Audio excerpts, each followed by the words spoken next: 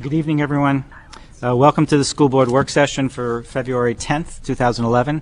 If I could just ask the superintendent to please take the roll call. And Mayor? Here. Carol Chum. Here. Rebecca Emerson. Here. Dexter Lake. Here. Kent LePage. Ann Walker. Here. Mitch Schulman. Here. Tom Moss. Here. Leslie Stevens. Here. Clay Haywood. Here. Linda Brulette. Here. Savannah Federa. If you'll just join me for a moment of silence, and then we'll do the pledge.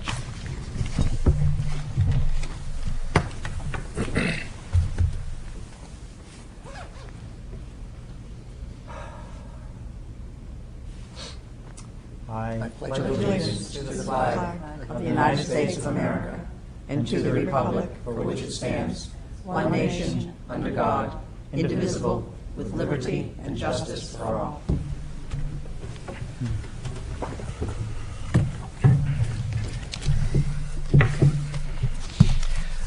So, how to proceed? There's a couple of different options. I think one of the things you have is a draft of where we are right now. And I'm wondering if people want to do a couple of things first. Talk about how you'd like to go down this list. Take it in chunks. Take some easy things. Take some more difficult things, separate it out later. That's one possibility. You know, so for example, look at the system-wide and see if there's agreement. I have a feeling over the course of the evening what I'd like to do is actually have a series of straw poll votes. So if we want to look at certain sections and everyone agrees on that, we can leave that and put that aside. Some of the other ones are going to be more difficult, I think. There'll be more passionate discussion, and you know, we can take those individually line by line. And the other question is, where do we want to end up tonight? Do we want to, as a board, take a straw poll and see if we agree on 0? Assume we're going to pass forward 0, or just see where we get when we get later into the conversation. So I'm open to listening to some ideas and suggestions. Well, I think that understanding should precede voting. So I would go for talking about these things and going through them kind of like you described, and then later on maybe taking a straw poll on where we stand in terms of 0. But I take wouldn't straw want polls to along the way as we go through some of these sections? Yeah, Okay. well, I don't know what everybody else, but I just don't think we should take a vote on 0 now. Okay. I think we should talk first. Other people, yes. I'd like to understand what's different about this than, Sure. I think that would help me to start with. Okay. Well, I assume that the superintendent plans to go through it, the whole story once again. Yeah, I'm comfortable with the thought of a 0% budget. I mean, in one way, I'm not comfortable because I think there's a lot of things that we're missing. But from the within the context of our discussion, I'm very supportive of saying that I support a 0% budget. How we get there, knowing full well that there's a lot of things in the mix, as well as a lot of things that are still unknown, that potentially won't be known after the fact that we have to vote. I'd like to definitely go through the deliberation of just understanding these components. Okay, let's do that. Yeah. So what we'll do is superintendent will walk us through the story, and then we'll make suggestions. Say we'll look at the system wide, and we'll have a conversation about that and see how we feel and see if we're willing to do a straw vote on that as a group. And if things come up where people feel that they need to have a discussion and pull out something because they're not comfortable with it, then I guess we'll consider that too. Okay. Okay, well, thank you. As Mr. Bartlett has provided you an updated draft of these adjustments of our recommended budget, which illustrates the impact of a 0-based budget. This is our best thinking around this. I'll remind you that it sustains all programs. It maintains appropriate class size levels throughout the district, has a nominal impact on any classroom teachers, special education teachers, and actually looks to use some federal funds in order to invest in our teacher quality and we think moving the district forward after our successes expressed a week ago by Mr. Zadrovic with our kneecap results as one piece of evidence. We're going to proceed with intervention blocks, K to 8, a schedule adjustment at the middle school, et cetera. So we think there are some good things to be celebrated as we move forward here. First place as an administrative team we looked at was to look at system-wide and central office. And so those are the positions you see at the top of the list. We had an administrative assistant who effectively resigned in December, and rather than post and fill that position, we have worked out a situation where Ms. Noble now is working not only with me in my office, but serving as an assistant to Mr. Bartlett and helping the JBC and many of the other duties that are associated there. So far, so good, and we think we can push forward with that adjustment. We looked at the technology director, who had been a position, and you might recall even a year ago when asked to present a budget at 96% at FYI 10, we looked seriously at making that move. We've had conversation. We're going to sustain our network people, our IT people with one adjustment, and then we've taken the key instructional duties. All the integrators remain in our buildings, and Steve is going to kind of shepherd the instructional technology component, the instructional side. He's not responsible for the IT side. We're in very capable hands with Tom Lotz as our network administrator. We did also, however, adjust an IT technician. We had hoped a year ago to essentially put a technician in each of the elementary schools on a regular basis, that they would be there 5 days a week to support teachers with technology, because we know the most frustrating thing is when one is looking to do something with children and it's not working, and then you have to forgo that lesson, and now you're scrambling. You'll quickly pass on it if it's not reliable and you don't have the immediate assistance one needs. Principals came back to us and said, quite frankly, we don't think we need that level of support. We can get by with 2 or 3 days a week. It's important to have somebody on a regular basis, but we don't need them 5 days a week. And so that's why we're making an adjustment. I would remind you, we added that a year ago to achieve it. We're now taking it back because principals strongly feel it's not necessary. In special education, I had shared with you that in terms of the director, we are going to combine a position where we think we're going to get a more coordinated approach to meeting the needs of all students through our intervention block model, through all the resources. I mean, it's basically all hands on deck to provide the supports and enrichment children need for a limited period of time. And so we think that's a net, it's a loss of a position, and I recognize people can see that symbolically as loss. But I personally feel we're going to be stronger for the move we've made here, because we're going to be more coordinated, I think, in our approach. And then the last piece in the system-wide was a maintenance technician. There are 4 people who assist Ken Lynchy, the maintenance director. We're actually adjusting that by 1. And then the teachers unit had agreed to forego $50,000 under the contract. So the first portion, we're calling them system-wide adjustments, is some $385,081.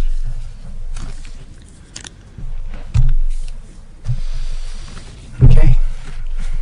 Discussions. Well, I'll ask one quick question.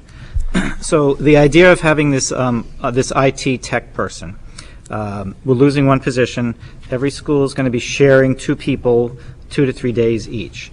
My question is there flexibility in that, so that when things happen with technology and they're not in the building that is having a problem that day, that they're going to be willing to sort of just go and deal with it? Yeah, that'll be part of the model, is to have some flexibility and be able to be responsive. The other piece of that is what we're trying to do is be more proactive in what the tech needs will be based on the major projects and units teachers would develop at grade level. So if we know at Dondero, for example, there's a 3-week unit that is heavily focused on technology, we want to make sure we have support there regularly. Okay, well, that makes sense.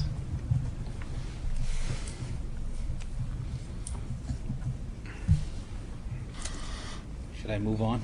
Yeah, I was. Well, wait. I'm sorry. I just have a comment. Let's see if we can- Sorry. Yes, It's hard to challenge something where, all the principals are saying we can do this, But I have to say that I have heard over the last couple of years lots of parents say that teachers mean well, but they are not able to use their technology, their boards and different things at different times because they're not experts in technology, and that they would like to have more help. And I guess I see this as, being less help. And maybe the principals, I guess I just feel it's necessary to say that. I have heard that from people, and I haven't seen it with my own child in school, but I have heard it from other parents that teachers are looking for more support in how to use their technology better in the classroom. So I'd like to know how we're going to do that with this change. I could respond to some of that just because I know it pretty well. There's two sides of it. One is the actual use of technology, and then there's the actual support of the equipment and network that provides it. So Right. the technicians we're really talking about are not teachers. They're not instructors. They don't know how to integrate technology. These people are the nuts and bolts of making the stuff and system work. So this technician is not doing any work to support the teachers except for making sure that it's available.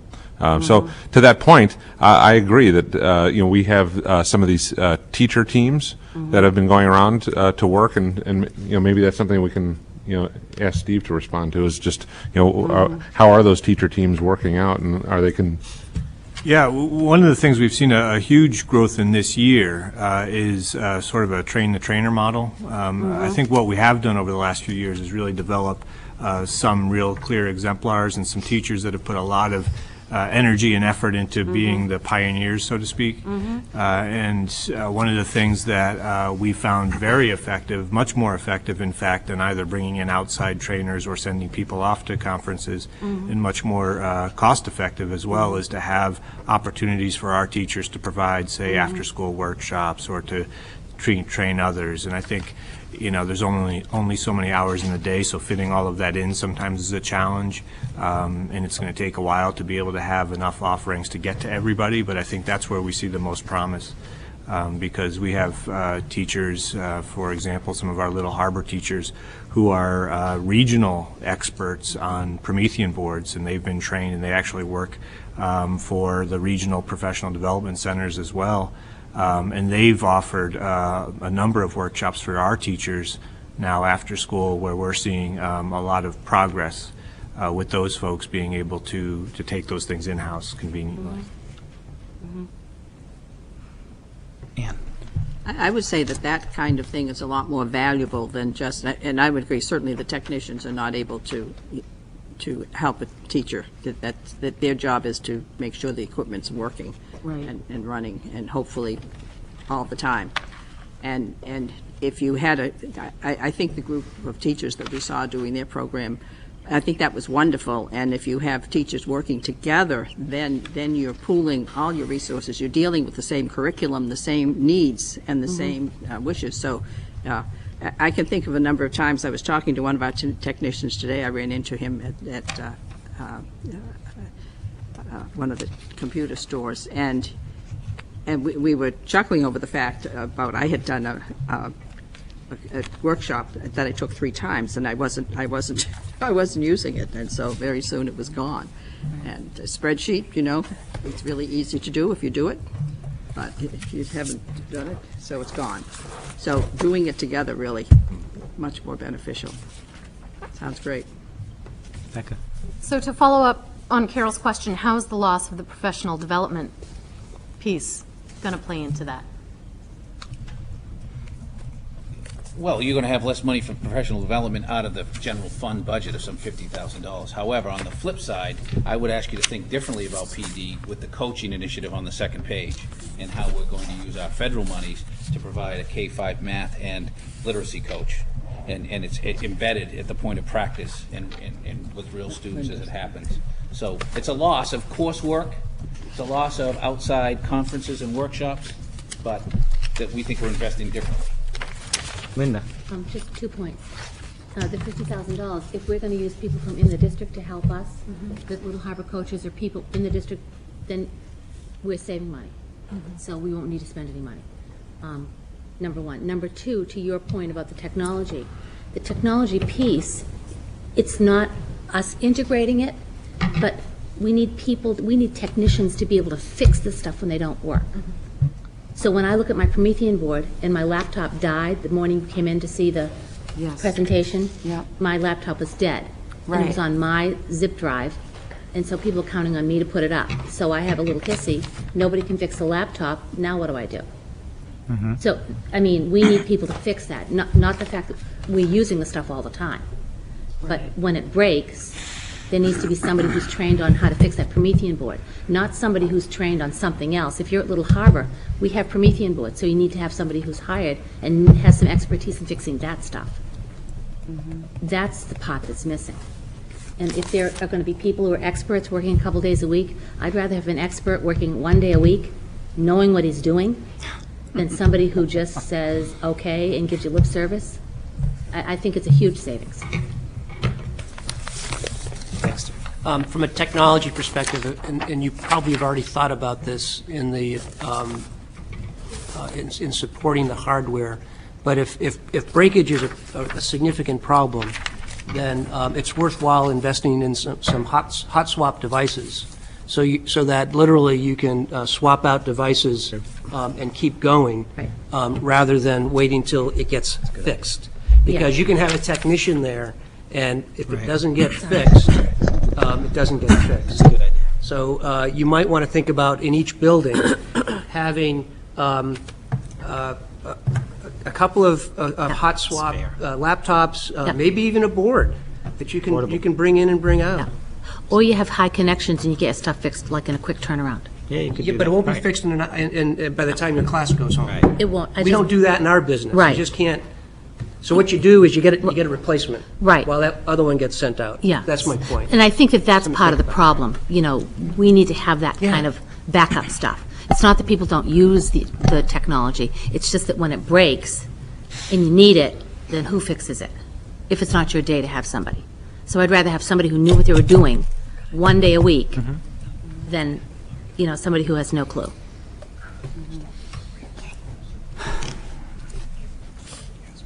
Okay.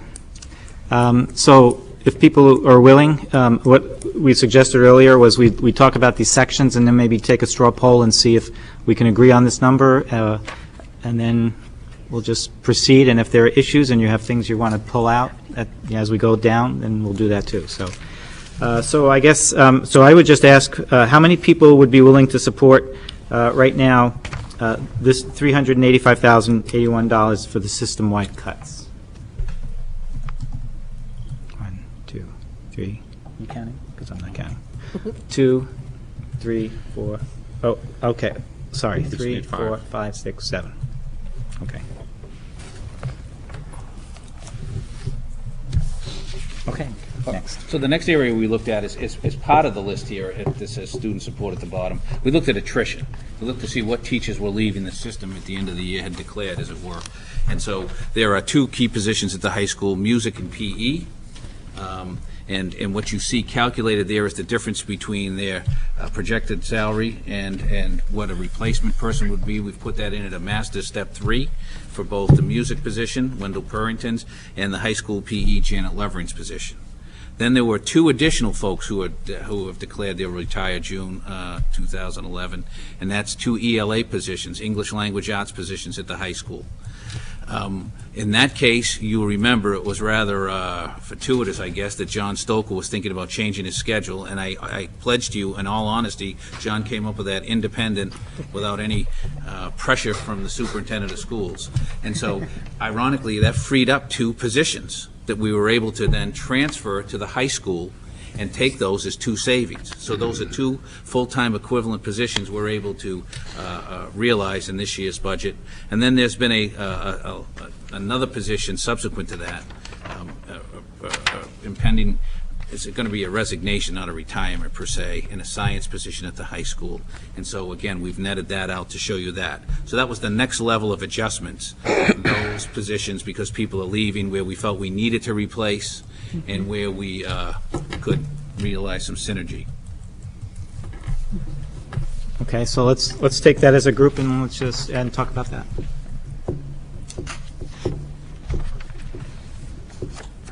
Well, I'll ask a first question then. So the middle school to the high school. So we're taking 2 English language teachers from teaching 7th, 8th grade, and we're moving them to the high school. They're certified for both, and so Have either of them ever taught high school before, that you know of? I don't actually know if they have taught high school But in they're the certified. past. They are certified. English is the 512 certification. One actually had been a candidate years ago for looking for a high school position. Oh, okay. And to be quite honest, we expect a request for a leave, and one would prefer to remain at the middle school. So what we think we're going to end up doing, just so you know, I mean, I might as well be transparent. One will go to the high school. One coaches at the high school, seems to want to be at the high school. That's a good move. The other one will be a one-year only leave at the middle school that we'll have Jeff fill at the high school, and we'll keep the other down there. So it's really going to be just one person going up, and then Jeff will have the ability for a one-year leave of absence. That's coming. You know, I shouldn't say, you know, maybe I shouldn't say these things, but you might. We've thought about these things. This is the way the That's schools what we're work. trying to. On TV, no less. Right. Chessboard's bigger than the pieces.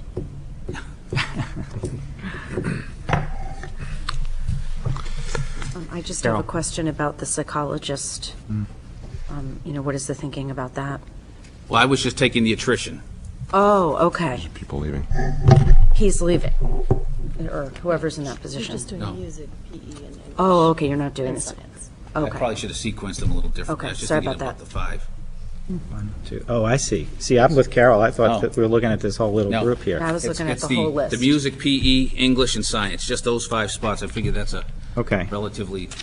Easy. I see what you're saying. So we'll talk more about that if people would like. And if you're satisfied with talking, we could actually take a straw vote on that. Yeah, it's pretty self-explanatory to Pretty me. straightforward. Okay. So I would say, how many people are in favor of supporting these adjustments? 1, 2, 3, 4, 5, 6, 7. And then we get into some, again, particulars here. The first item that you see on your list is a PHS, a SPED coordinator. You might remember that as part of our proposal, we're looking to have a building-based special ed coordinator, K-5, one at the middle school, one at the high school. Currently, there are 2 folks who have a reduced load and are department heads, stipended as such. And when we reorganize, there'll be just one person receiving those additional benefits. So that $4,701 that you see there reflect the adjustment. We're not paying 2 people an additional stipend. There's just one person for that at the high school. The next position is a psychologist position that was actually added just before I arrived, I guess, as part of an understanding with SAU 50. There was a need for the district to absorb that. I think it had been done separately over time. There was a full-time person put into that position. And when we looked at the needs, it was 2.5 with a static population. It would increase, do I have that right in terms of the FTE? In any event, I think we have 2.5, going back to 2 or 3 to 2.5. I could look that up. So we're going back to 2 years ago and making it as it was. And the feeling is that that's an appropriate level of staffing for the psychologist. In terms of the high school CTE program, we have worked very hard with Will Arvello. We have an opportunity with an impending retirement, although it's not official, but nonetheless, we think we're going to be able to partner with Great Bay.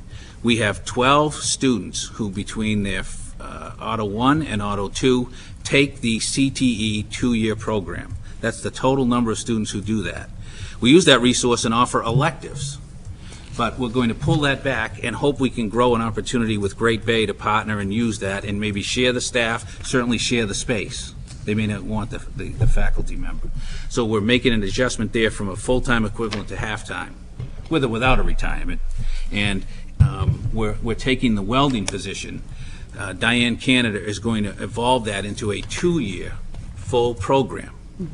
And as a result, she has the opportunity then to use her Perkins money, her federal Perkins money, to offset the costs in that area. So that's what we're going to do. We're going to use the federal monies to do that. It's not an adjustment of the position. It'll still be sustained. We're just going to use the federal funds to do that. And then we had a significant amount of speech out in one particular school, and then looking at IEPs, we're able to make an adjustment there. And as I said, when we visited schools in our cohort in December, we looked at nursing, particularly at the high school where there are 2 full-time equivalents, and we're recommending that that be adjusted to a half FTE. So that's the sum total of the position adjustments on the bottom of page 1. Rebecca. So there were 2.5 psychologists. There will now We be. looked that up for you. it's right here. There will There now were- be 2. There's 3 to There were- 2.5. I think it was 3 to 2. Well, there So there's still. are will be- 2.5. Absolutely. Okay. Absolutely. Okay. And the nursing staff will go from 2 to 1.5 At the high school. at the high school. And then with the auto shop, I think partnering with Great Bay is a phenomenal idea. But I wonder, there's going to be some cost of transporting the students there, No, paying their. they would come. No, they're coming here. They're coming They to need us. space in an automotive shop. So so they we're will hoping. I'm- tuition in, sort of, their students? Well, maybe they share an instructor. Okay. Maybe we share the cost of an instructor. But right now, with or without Great Bay, we are appropriately sized to have a half teacher for 12 students in that, in both 1 and 2 program. So we're still going to offer it? Absolutely. Okay. Great, thank you. The electives won't be offered, but the core automotive 2-year program will be. So in other words, the general population now could take automotive repair as an elective. Is that what you're saying? Yeah, I don't know quite the titles of the Okay. courses, but But that opportunity would go away, and only students who sign up to be part of the certificate that's correct. would be allowed to take the program. That's right, thank you. Makes sense. Carol? What does a psychologist do in the school system? Well, in a lot of cases, they can serve a number of functions. You know, in terms of doing evaluations. I think of Jim Sparrow, he helps lead the SEP team meetings. He's another voice at the table when you're, you know, working with children who have come to the forefront with issues. They do a lot of testing with kids. Yeah, a lot of testing, but And that's not reporting the out. sum. No, but that, They're part of the special ed team in a building and serve as a key resource. So we have 3 now, and we're going to go to 2.5. So That's correct. somebody's going to go part-time? One's being reduced, right, to halftime. And the amount of money allocated for this is $42,705? That's the amount of the part-time? So a psychologist gets roughly 80,000? Because they have a doctoral degree. Yeah, It's all that's in. All in. grossed up, all as in. Mr. That's Bauer would gross. say. Gross. Yeah. But that includes your The 47 is all in for that half time. Yeah. Health. Yeah, health, Retirement. Throw the whole- retirement. that So it's not includes just the salary. retirement and the employer portion of FICA. Okay.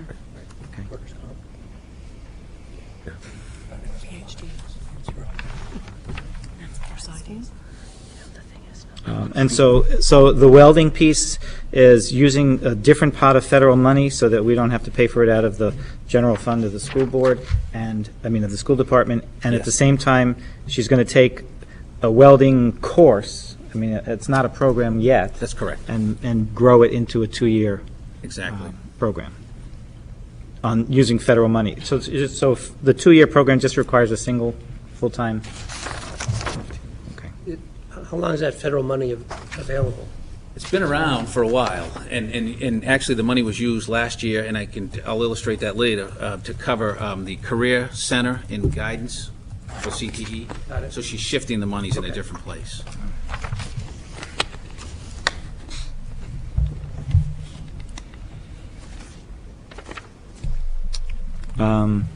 Any other questions? All right, so we're looking at a 1-2, the sped extra day psychologist, the CTE position, speech, and the nurse as a clump. So from a, yes, Rebecca. I just have one more question. Sure. Can you, I think maybe just talk about the impact of losing the extra days of the SPED coordinator, losing a half-time psychologist, losing the director of special ed. I mean, these are all like little things, but they're all in the same area. And so while we might be able to reduce the area in one and still continue and function, we have lots of little things we're getting rid of. Could you talk about the overall impact of that? I mean, and we haven't even gotten to the outreach coordinators yet. Like, they sound good on their own and acceptable, but when we add them all up together, that's a big chunk. Well, I think we're trying to reorganize. So I will stand by what I said earlier, and that is, I think the coordinated position at central office, while it's a loss of a position, I strongly believe it will be better for the district, will be better served, will be more efficient, and will be better coordinated in terms of providing service. So I'm all in on that. In terms of a psychologist, you know, it's based on what people think the needs are. I mean, worst case scenario, you need to do more testing, you go out and contract somebody to do it rather than own it as an FTE. That's what you would do. Okay. So if that situation arises, that's what you'll do. You have a demand, you meet the demand, and you do it in a different way. You know, And then where does that money come from to contract if we do need it? well, you have 207, you have the special ed, you have monies for contracted services in budget, Okay. depending on how one uses that. Okay. You know, it's, Why don't we contract the whole thing out? well, Why have any dedicated psychologist who we have to pay benefits and everything else for? We might even get someone who would have a private practice along with working for us. So, I think historically, it's been in the unit, and that's there's been groups of people brought into, I don't know the full history, but I think as, you know, in an isolated instance where you're not really taking work away from the unit, you're fine to go out and contract. I mean, but I might take a broader discussion. I think it's a worthy question, I mean, because there are many districts that do it. yeah. Absolutely. I have Kent and then Ann. And Ann, are you raising your hand? Okay. Under the psychologist, do we do billable hours on those that are permissible? Because there are, I mean, if a student is of high need economically, they may or may not qualify for Medicaid reimbursement, depending on the service we provide. I know I've asked this in many other fields, and, you know, I've asked this many years ago, but I truly believe, you know, with the right kick into the dirt, there are billable hours on certain things that we still do not go after that we have the right to. So I just throw that out there as a question with a statement. Well, And then I have a couple others. I could not answer you with 100% certainty whether we have maximized all billable hours. I will say that Marge Achilles has done a wonderful job in the special ed office. Correct. Trying to maximize our Medicaid reimbursement. And I will ask directly that question of her. But the psychiatrist has always been afloat. You even said it falls under special ed, but Yes. it isn't truly housed under. It's housed under the high school as it is now. Well, it's really, it's housed in special ed. I forget the account line. So it is in this special ed budget. But we've been thinking about this position as being at the high school. But it's up to that individual, the psychiatrist, or plural, when we've had more than one or so forth, or when we outsource it in the past, that if appropriate, there are times, and unless they give us the documentation, Marge Achilles will never know. I get it. And this is not alone within just this department. There are many of those types of services. In fact, I'll drop down to, you know, and I tread lightly on this because I have more knowledge than I want to have at times, is that I think is a high risk at the nursing department. And I'll state that you have I don't know if it's half or three-quarters, but you have a nurse within the PEEP program that has a total of 20 to 30-odd students under them. You have a total of how many high school students? You have 1,100. 1,100. How many faculty within the building? Round numbers, 100. A little more. Okay. I said round numbers. Yeah. I say about 125. You have constant visitors. You have, you know, in the neighborhood of about 2,500 people in the building at a time. 125, 1,250 people at times. With now, guess what? Don't get sick at this time. And we have had, you know, a number of incidences that happen. And there are, again, billable hours that are put in through the nursing departments of all the schools to try to recover. And maybe not done as well because there's nobody there to, you know, get all the information down on the individual. I I'll say it. I think that's a hell of a task when somewhere during a half a day, you will not have full coverage of that. And there's waiting lines at times. So, again, I have more knowledge on it than I want to. Then I will also go on up with the auto shop. I really hope we're not about to throw the blue-collar workforce out. No, and I'm not saying you. Okay. I'm saying I don't know if we do enough to promote that type of atmosphere. And I don't say it's Diane. I say that, and I said this the other day when we talked about grade point averages. We shy away that the top student who probably could do with learning how to change oil and so forth, guess what? Don't take it because it's going to take away from your grade point average. You know, if you take those, and again, so we do put up this artificial type of wall stating that if you go down to career tech, you're not going to get the number of credit numbers to get to be in the top 10, the top 25. So, you know, and I think that's how we increase those numbers. And again, I can remember when Auto Shop was extremely busy down. No question, and I will share with the board a report in a couple of weeks that just came out. It's called Pathways to Prosperity, just released out at Harvard, in terms of looking at how we've oversold college for all, and the importance of career tech, and how that's. I'll give you the statistics. You can read it, and I would be this. One of the gems of Portsmouth is its CTE program, and it would be a mistake to lose it. However, when confronted with reducing $1.95 million and only 12 children in the program, you have to size it appropriately. And the hope would be, with some kind of partnership, we grow it, and it goes well. I mean, that would be my hope and wish, but, kids have to, one of the key things is students have to see what this can bring to them. You have to bring it to them, and they have to, and they'd be well served in that profession. I think about doing it myself sometimes. I'm just kidding. I'm sorry. A lot more relaxing. I wouldn't be here right now. Well, when they graduate from college with liberal arts degrees, they'll realize that they would have made a lot more money if they'd become a mechanic. So I don't want anybody to think that this is a way to chip away at eliminating CTE in any way, shape, or form. That would be misunderstood. Anything else, Ken? No, thank you. Okay. Ann? I was just noticing that it looks as though special ed numbers are down a bit. And that's what we've been hearing of late. And so therefore, it falls right in line that there would be an adjustment with the psychologist. I know we needed the psychologist to do specific tests that nobody else could do. Other people could do other kinds of jobs, but certain tests only they could do. And also speech and the nurse, the same kind of thing. So I think that falls into line appropriately. Ann?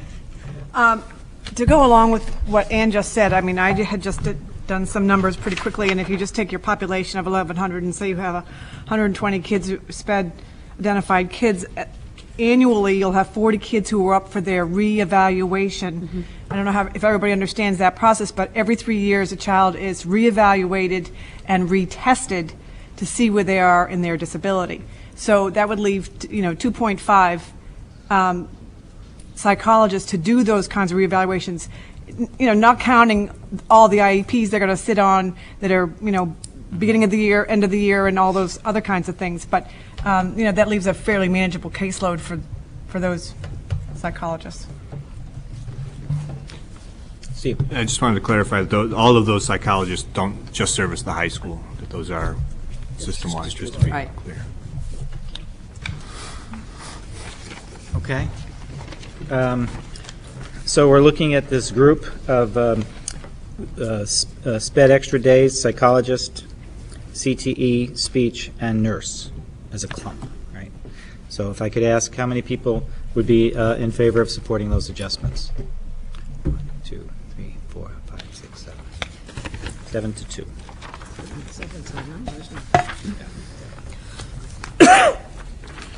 Okay. So if I might take these next two out of order and just jump down to the elementary, the reconfiguration of guidance and outreach, with your permission. I provided you basically, it's a two-pager that says guidance, student support services. You saw a version of this perhaps when we were out in Franklin that evening. Does everyone have that? We've gone back and we recognize our initial option, the recommended budget, suggests that we maintain a counselor and a paraprofessional in each of the elementary school buildings. And the rationale for that, as I shared with you that evening, was that under state minimum standards, you would have a 1 to 500 ratio. We have just over 1,000 pupils in our 3 elementary schools, and so sustaining 3 is well within that parameter. Plus, we have the paraprofessionals. What I recognize, and I shared with you also the state standard that talks about having a proactive ASCA model in place, which is to say a delivery of curriculum proactively to address issues like bullying, how one treats, those kinds of social skills, and maybe even begin to talk about career and academic pieces.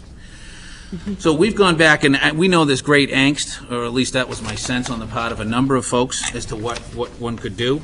And so we went back and looked at it. And the other piece I wanted to share with you is I also went back and looked at the Chapter 6 that I shared some chapters about using and allocating resource. And they would talk about that you have to have 1 FTE position for every 100 children in that school who are at poverty level, i.e. free and reduced.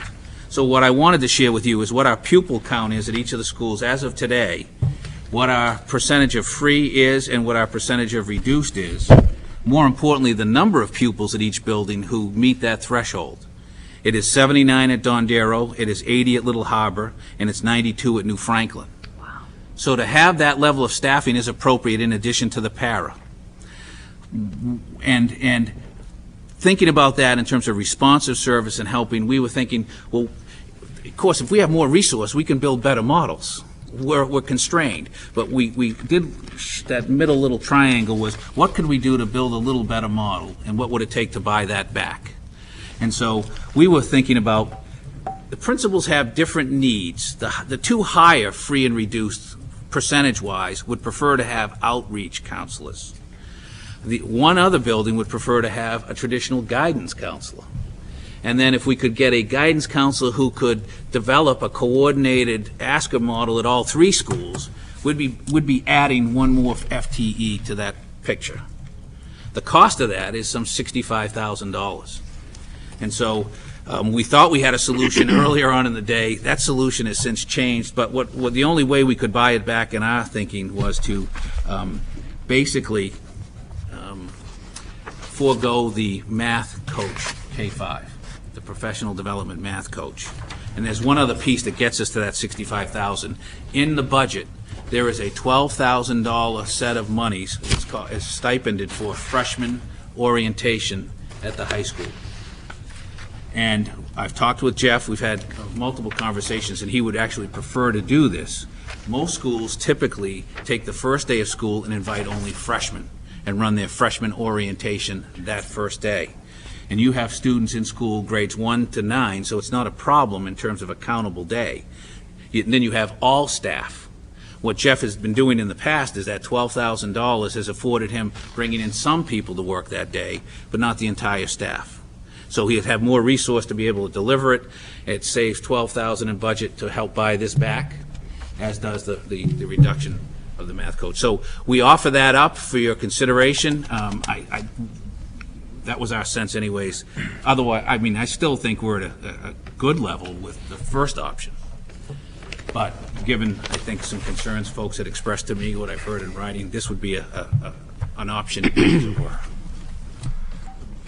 Okay, I'll take questions, but maybe one of the questions if I could ask first is, I have to be honest with you, I'm not sure I understood that. Oh. Thank you for saying that. Really? Yeah. Thank you. So maybe just walk me through it one more time. Maybe Steve should try. Maybe just do the same exact thing, but again, and Okay. so I can, repetition. and slower. All right, I'll go slower. Okay, thank you.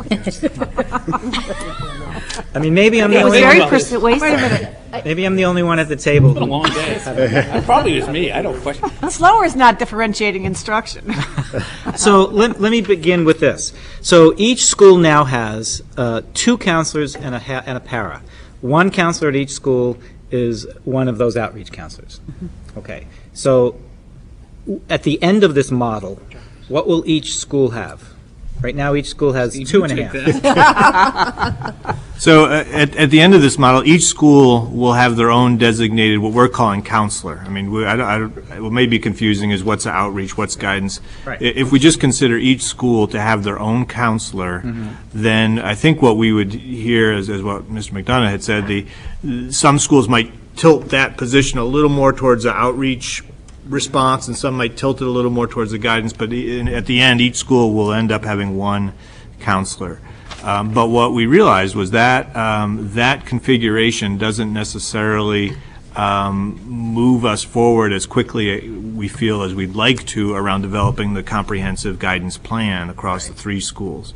So having an additional counselor brought back who would be a certified, who would be a full guidance counselor for sure, would be tasked with being the primary person in developing and coordinating a comprehensive guidance plan across the 3 schools.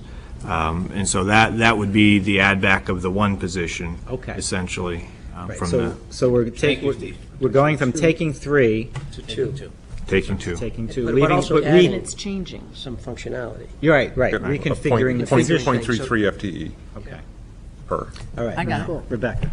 So, Thank you. I think one of the big concerns was that, for me, that you looked at all 3 schools the same, and but the populations have very different needs. And so if I'm understanding this correctly, each school will be able to keep the type of counselor that population needs, as opposed to being forced to have. This model meets the needs of the principals as they've described them. Thank you. You're welcome. That was one of the things, was that we look at all the elementary the same, and they're so different, and the needs are so different. You know, the demographics, everything, and I think that was one of the things that made me nervous, was just this broad across all 3 schools, and we really need to look at all of our schools differently. You know, we don't lump anybody else in together. So I think that this works, and I'm much more comfortable. So thank you. Yeah, thank you. Tom, Leslie, did you have your hand up before? I did, but it was answered. Okay, Thank you. Tom, and then I'm just curious, the 4th person that's going to kind of coordinate this and be kind of, I'm assuming, but maybe you can just clarify, are they going to be somewhat of a rounds person? So that, where support might be needed? Absolutely. They're going to be, hey, we need you over at Don Darrow for tomorrow and Thursday. flexible on the move.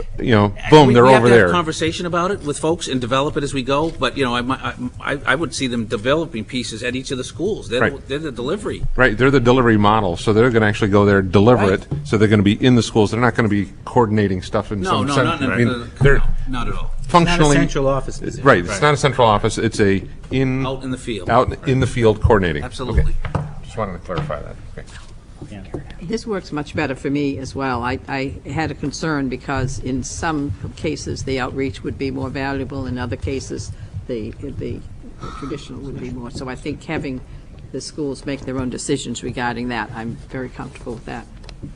And so we're buying back that position through, and I want to ask about this too, but I'll go to Dexter first, but the math coach and the $12,000 stipend. That's what I was going to ask. ahead. I mean, I wouldn't say this is quite a brilliant decision, but it's a great decision. Yeah. But if you could talk a little bit about the impact of the delayed math coach. Well, I mean, you just have to make choices. They're tough decisions to be made, and so we're moving forward with the literacy piece, and I think each of the schools does need that, and maybe it could be a blessing insofar as Steve now has those monies to think about it a little bit differently, and we might be burdening the people we think we're helping if we send a math coach and a literacy coach right at them, right, Linda? You got it. Again, I should know this, but we had that math coach role before, but do we have it in place now? No. We don't. Well- So this was trying to bring it But we back. do when we don't. Right, yeah, so one of the opportunities, and this, we can't bank on this per se, but one of the ways that we've provided coaching over the last 2 years is through grant funds we've been able to secure. Right. As grants come along through the state, competitive grants, we certainly go for those, and most of those grants are targeted to something that would support a math coach, not necessarily another kind of position. So we're more likely, if something comes along, to be able to continue that support. But right now, we have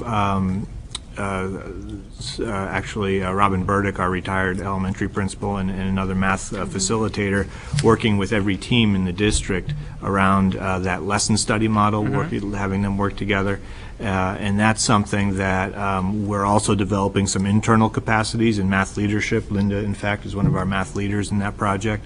And that's something that we would, again, see some sustainability just through that. But I think what we would look for is a way to sustain some coaching. It's just that we may have other opportunities to do that. Good. Thanks. I was just hopping to the orientation because I have talked with kids who have, from other areas, who have done the freshman orientation, first day of school for the morning part. And then because 2 kids in a family, one goes early, orientation, figures out where he's going and how he gets there, and then the others come later, and then they really like it. You kind of like the fact that they're all there the same day, but they have their own private time in the morning. Leslie? So can you just, what does orientation look like? Because right now, this past summer, freshman orientation was a whole separate day. And so freshmen came to the school, they did all kinds of activities, they walked through their classes, they met all their teachers, and that was in August. That was a week before class started. So what does it look like? What would it look like I would next year? suspect much the same. It's a day dedicated entirely to just freshmen. So, but it's the week of school starting. Right, it's the It'd be first the day of first school. So then my senior won't go, but my freshman That's would correct. go. Okay. And does that impact the end of the school year? No, as You did say it. part of my confusing ramble, I guess, is you will count, the day counts for the district because you're in session with grades 1 through 9. Your upperclassmen will much appreciate it. Oh, yes. So they will be getting one less day. This is true. Because they earned it. So it's like the opposite of the kindergarten orientation. Exactly. Yep. You got it. I just want to say, Ed, sometimes I find you confusing, but it has nothing to do with you. It just- Oh, I'm sure it does, Carol. You're very kind. I've been at this so long, you know what I mean? Yeah, It's like- I know, it's just nothing for you, huh? Hey, I forget what they're called, but the police officer who was in the schools? SRO. Officer? Where this is guidance that we're talking about, what has been the impact of losing those folks or that person? I don't even remember how many positions that was. Yeah, well, I guess We shared it 2 with the years ago, police you department. lost the elementary school resource officer. Right. Last year, one position was eliminated, and that was really the middle school. We have one SRO funded by the city, and that Okay. person really serves all 3 schools, predominantly the high school and middle school, some occasion to go to RJL, but I think infrequently at the elementary level. So the impact, it's one less resource available, when needed, but I haven't heard a lot. Some folks would love to have it. Yeah, I think sometimes, when you talk about teachers, people don't want to cut teachers for good reasons.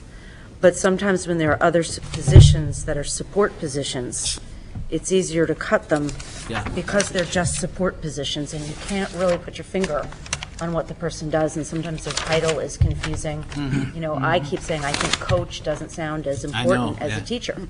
But that's just my value system. But I just think that's what worries me. You've made me feel more comfortable than I was when I walked in here about this. But I do worry about support positions being minimized and their value being maybe greater than we think, but we can't put our finger on it.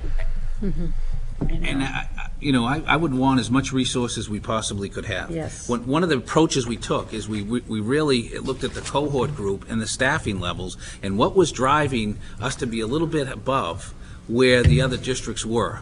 And in all honesty, it was around the guidance and the supports. We've enjoyed tremendous support.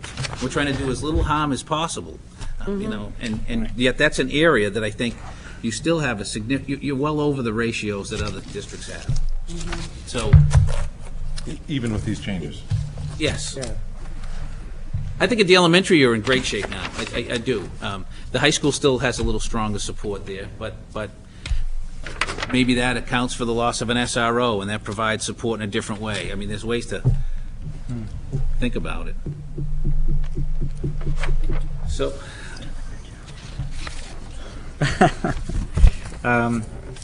so how do we want to look at that scenario, which is those three positions as a clump? Sure. And agree that what he just presented is a solution that makes sense for us. So I would say, how many people, since now we all understand it, thank you very much, would be in favor of supporting that adjustment? 1, 2, 3, 4, 5, 6. Okay, so 6 people are in favor. I'm in favor of it. You're in favor. 7. So we're still at 7? I hear 7. Going what? Okay. the final piece, I'll come back to the high school again, as I said. We have the final piece to get us over the hurdle when we had were able to take $100,000 out of our sick leave at term. We were also able to suggest a 5% reduction in operational accounts, and I shared that data with you at each of the schools and each of the programs, which on average runs about, somewhere between as little as $500-600 to perhaps $3,000-3,500. Each of the principals felt comfortable in being able to absorb that. That got us within $170,000. What pushed us over the top was we looked at that art position at the high school, which is a .33 art. Essentially, the teacher does fundamentals of art. They are 4-quarter courses. Somebody will have to pick that up. That's an intro-level course. So some of the higher-end electives won't run as a result of that. That'll be the impact of that. We had a position in budget. We were kind of hedging our bets. One of the things we're rolling the dice on is where that K enrollment will be at the elementary schools. And as you recall, we're supposed to see a reduction of some 30 students coming in next year. So we had that .5 TBA in last year's budget. Wasn't needed. It got carried over, and we were thinking, well, maybe this will help bridge if we get. We've looked at it, and we think we can work internally with how the numbers roll out and take that position. And I'll remind you, the good news on all of this is that we're getting a 22.8 health insurance adjustment with each position now. So that was very helpful. And then there are 2 tutors under Title I. Ms. Simons has had 6 at our 2 elementary schools that are Title I schools, now going down to 4. So that reflects just the insurance adjustments on those 2 positions. So that's the last of the, with just the high school position remaining. Rebecca. Can you just talk about some of the upper-level art courses that won't be offered anymore? I don't know if you could predict that until you see what students have requested for courses. Right. You're just going to have less sections of, you're going to basically be losing one block, however you want to configure it, across the year. It's a 1/3 position, 1 90-minute block across the school year is what you'll lose. So it's hard for me to say who's requesting what. And some they may not take and it would go and it's not a problem. Some get combined, as you saw from that sheet shared with you the other evening. I mean, they're very creative, I think, to meet the needs of students, to make sure they get what, as best they can, what they need. Ian?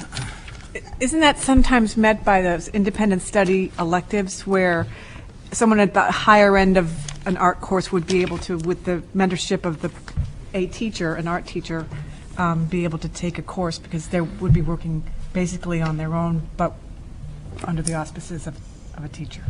I think that's true. Yeah, an independent study. Yes. Dexter, did you have anything? No, I'm good.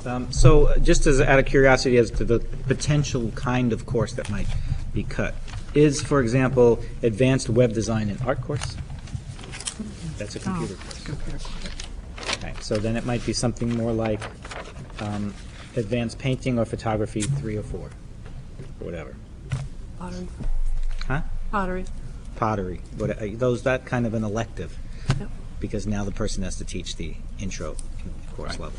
Yes, Rebecca. So are there other electives that we want to look at and maybe a range? Because in that sheet you gave us the other night, talking about combining these two courses because they are compatible, or not running it every single semester or every single quarter. Are there more opportunities to do that we could look at? Because I'm hearing that, that we're going to lose some of these upper art courses. However, if a student schedules... I may be all wet with that. Well, right, it might ultimately be something, they might do it very differently in the registrar's office. Right, and how a student schedules things with the independent study, they could conceivably do, pottery level 4. But are there other electives at the high school that maybe we don't need to run as often? There's not as much demand for it. They could be combined. You could reconfigure 2 courses into one brand new one. I think there's a lot. Are you thinking art or no, I'm thinking all over. I think that there's a lot of different. One of the things we worked at very hard this year, because I'll take you back a little bit a year ago when we were talking about the opportunity for online courses. We spent some time meeting with virtual high school and looking how we can offer students those kinds of upper end electives. When you sign on with VHS, there's not a course in the world you can't get online. We've looked at VLAX, and I know Principal Collins has made a real effort to see that the VLAX opportunities are published in the student course of studies guide, and that we maximize that as much as we can, although the course offerings aren't as extensive by any stretch of the imagination to take that. When you ask, I had this conversation with Ms. Chelman a while ago, you require additional credits, I think, and that's a wonderful thing, for graduation, 26 at the high school. 10 of them are expected to be electives. And so my mindset hasn't been to let's take away opportunities for students to explore coursework in a pathway or area of interest they want to go. And I'm thinking engineering, math, science. I'm thinking liberal arts, English, social stuff. So you could do it. I don't know how effective you'd be, and I think it'd be a less rich experience for the students at the high school. That's my personal thinking. But we haven't really vetted that or looked at it. Combining, I'm thinking. And I would add, just on that, Portsmouth offers sort of a comprehensive high school approach. Right. That's what we're based on. Ann, Leslie? I was just noticing many of the things have already been combined as well, and also looking to the fact that if the numbers are low, then it just wouldn't be offered. And that happens already, and Yes. you could even just firm it up, perhaps. But they should really be available. I think when you look at this list, I think Principal Collins took very seriously the notion that if there were less than 10 children subscribed, he didn't offer the course, or they found a way to combine it and offer it, which I give him a lot of credit for, all the folks. But not to have it go away. Right. My experience at the high school, I have 2 kids at the high school right now, is that it's very fluid, and that, just as you said, Principal Collins does a really good job of combining things and working it so that you can have 2 courses together, or not offering something and offering it, letting kids know it's going to be offered next term if they want to take it.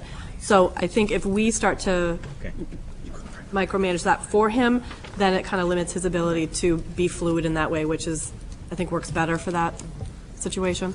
That's been my experience. Okay. Yes, Carol? I think that art is very enriching, and would be like something fundamental for being an architect, more than taking architecture. And I think, and it's the foundation for creativity and everything we want our kids to have when they graduate, whatever course they go into. So I think it's a matter of making a value statement of, is it art that we want to cut back on a little? Or do we want to cut back on film studies or history of sports or, oceans or, there's just so many courses on the elective list. And some of the things that I've read about what make high schools really good is when they do not offer watered-down courses. And so I would be an advocate for keeping art and cutting in some other areas. And where you said that now they're going to have online opportunities and they can take almost any course that you could ever think of. Well, we did not subscribe to VHS. There's a Okay. significant price tag to that, so we Okay. opted out. Okay, I'm sorry, I thought, I misunderstood that.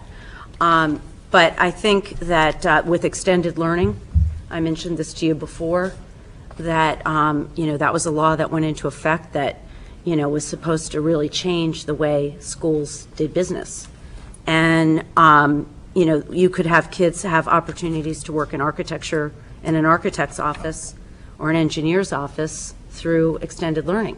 Doesn't have to be a course. And I think we also, it's nice for the principal to have a lot of flexibility and lots of things that he can offer, and I'm sure kids like it. But I think we also have a duty to the taxpayer. And some of these classes one of them has 4 people in it. think that's true. No. One of them has 4. Combined with another section. Oh, okay, I'm sorry. Enrolled 4. Right, Yeah, but it says it's enrolled. taught with 672. Okay, so all they're- right. Well, some of them are low enrollment. And I go back again to what is it they're taking? How rigorous is this course, and how necessary is it to, getting a good job when you graduate from high school or going on to college? And how much money do we have to spend? Where are we going to put our dollars? And I just think it would make more sense to keep art and maybe cut back somewhere else. So that's the problem that I have with that. But maybe the board at some point needs to really take a comprehensive look at all the electives in the system and, what makes the most sense. But to me, looking at it, it just seems that art is more fundamental and more core than some of these classes. Ann?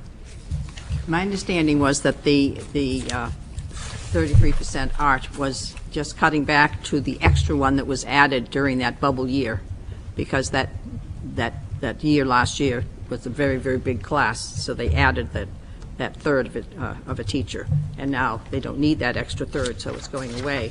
But the art is really not going away, and I don't think the courses are watered down because they're combined. I don't think. Rebecca?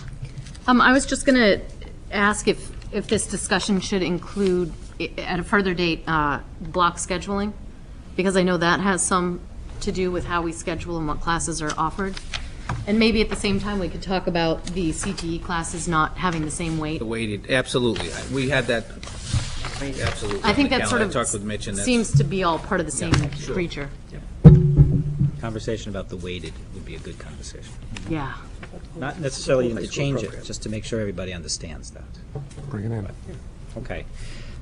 So we're at the point now where we're talking about the reducing the 1/3 art FTE, reducing New Franklin by a half FTE, and then just taking the healthcare savings for these 2 tutors.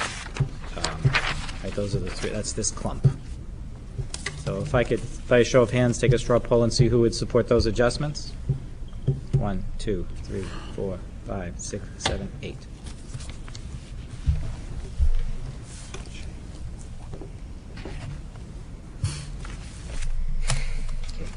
So the final position is, as we heard last Tuesday night at the public hearing, is around an adjustment of essentially an ARA-funded position and a regular budget position in guidance at the high school, so that we would go from what is currently 10 guidance folks to 8. And one of them is the loss of the ARA funding. The other one is an adjustment out of the regular operating budget. And Principal Collins has assured us that we would still continue to run the guidance office with 4 grade-level counselors and a college counselor, and then he will make an adjustment. And I don't know if he's thought this all the way through, but it's likely to be a reduction at the options level, at the regular ed support level, perhaps even the career tech counselor would be adjusted. So, but at the end of the day, there'd be 8 under our first option. Now, there was a lot of conversation about the wonderful job that Shannon Grenier does, as the college counselor. And I wish folks would talk about me that way personally. That was just, that was wonderful. They do behind your back. I'm sure they do. When we threatened to cut your position. Yes, exactly. So that was very, very nice. And so I did have a conversation with Attorney Flygar, talked a little bit about what the process could or could not be in terms of where we are, because we have a contract with the Teachers Association, an agreement with the board. And as he said, it's basically a written agreement between the parties. It's the rules of the road. To do otherwise, in other words, to try to pull it out of the union and do something differently with that, he thought you'd be subject to, if you don't get the union's consent to do it, ultimately, you've put yourself in an extremely difficult situation because you've created a non-union position, basically doing union work. And so it could be perceived as an erosion of the union's position. But he did suggest that contracts are subject to amendment. And if both parties were so inclined and agreed to make a change, then you would have a legal amendment to the contract, and there would be no obstacle to that if both parties agreed. So, in fairness, I called the union over. They are wonderful people to work with. They came in. We had a nice conversation about, and I think they, didn't we, Linda? It was lovely. Yes. It's always fun at the end of the day. He never gives us a thing to eat or drink. Yes. Budget. It's a budget. Now you tell me. He browbeats us, and we just have to sit there. Is that all it would take? How much more we could have gotten? I'll be down tomorrow. Huh?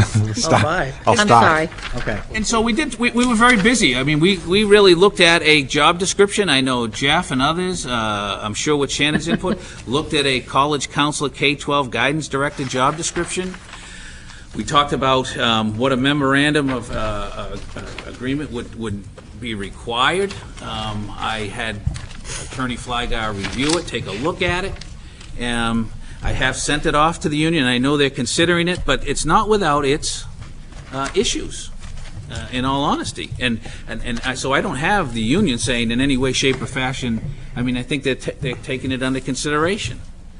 But you also, as a board, have to give it some consideration as well, because, well, to state the obvious, you currently have an agreement. And what this ultimately would mean is that while you might save a position, the least senior position that currently exists under the rules, someone else would go as a result of that. It would take another adjustment. And I asked Principal Collins to tell me how he might even pay for that. So somewhere in Steve's list, option C, which is at the back end of that list, I said, Jeff, how could you possibly even pay for this? And so he's, I think, looked at it, and his recommendation would be an adjustment of half a physical ed position, the position that's leaving, and half a science position, i.e. the position, again, that's leaving. And we're looking to replace. And I have to say that I've heard from some science teachers today how difficult that will be, what that will ultimately do to some of their coursework. Phys ed, the way that runs, there are 6 sections that maybe, I can't recall the exact details, but it would put pressure on PE, the delivery of PE at the high school. So I lay that out to you. We've worked. I think we've tried to be creative as we have. We don't have an agreement currently. We know what the current contract says, and what the impact, the cost would be to even be able to do such a thing. So I'll answer any questions you have about it. I just have a question on process. Is this appropriate to be having this discussion in a public meeting? I don't think, I talked with the union. I said I'd be happy to share this, and they didn't object. I mean, I think it's appropriate. All it is a draft, a sample of what would be required in order to facilitate, I think, what people are asking us to do. Dexter. So a question and then a comment. In the proposed budget, I know there's a lot of moving parts here, and you've explained it well, but a lot of the reductions are through retirement. But could you tell me how many reductions will be of people being asked to leave the system? Oh, okay. Because I mean, some people are just retiring and not being replaced. Right. But is that happening in every case, Or will there be situations where in this budget proposal, we will be asking a current staff member to leave? And you're talking about collective positions. Correct. Right. And I'm talking about collective positions. So I'm looking at Steve's sheet here. I don't need to know which one, but I just need to know. So are you asking across all disciplines or just the Yeah, teachers' unit? No, the collective bargaining. The collective bargaining positions. Bargaining, okay. So not the sped director, because that's a loss. No, because that's not a. But if that's a person leaving. Yeah, but I mean the collective Okay. bargaining. I want to understand how it would impact collective bargaining. Three. She said the administrators union. Okay, that's not what it's, you're right. No. It's absolutely crazy. You're right.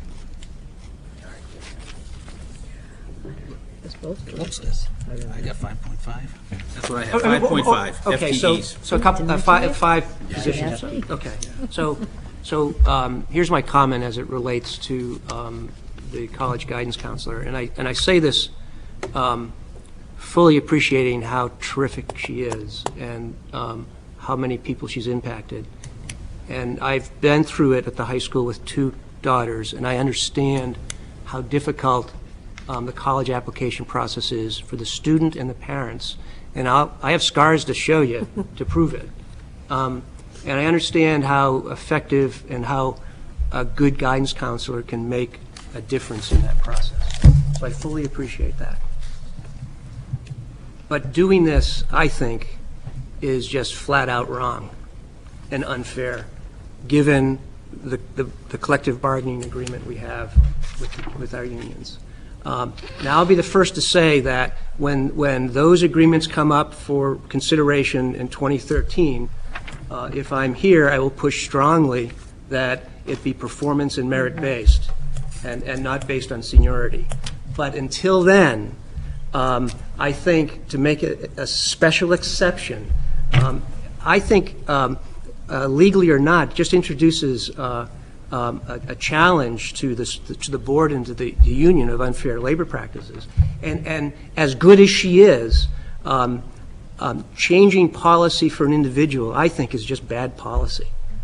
And it creates a problem, I think, for us of unintended consequences. So I do fully appreciate the impact of losing her will have. On the other hand, based on the metrics of our cohorts, we still have a guidance staff at the high school that is, I think, higher than most other comparative high schools. And so it seems to me that it's contingent on Jeff to deliver the services that our students need and deliver them at a quality level. And I would argue that it would be up to administration to make sure that happens. And it can't be that there's only one individual that can make that happen. And if that's true, I mean, shame on us and shame on the administration. So I feel very strongly that this is a path that, I can't support. I would encourage us not to go down. Tom? Yeah, I completely concur with Dexter. I think the fact that we're doing things already in our system, we're putting systems in place like PLCs, where we are putting more investment and more belief in the systems that are going to produce results, and we're taking away, the focus on individualism, because what we're trying to do is we want to be able to bring people in, we want to be able to cultivate a staff.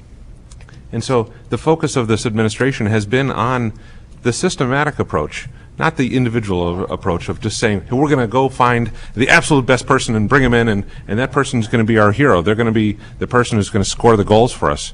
We want to be able to hire good people, but we also want to have a systematic approach that cultivates and develops good people.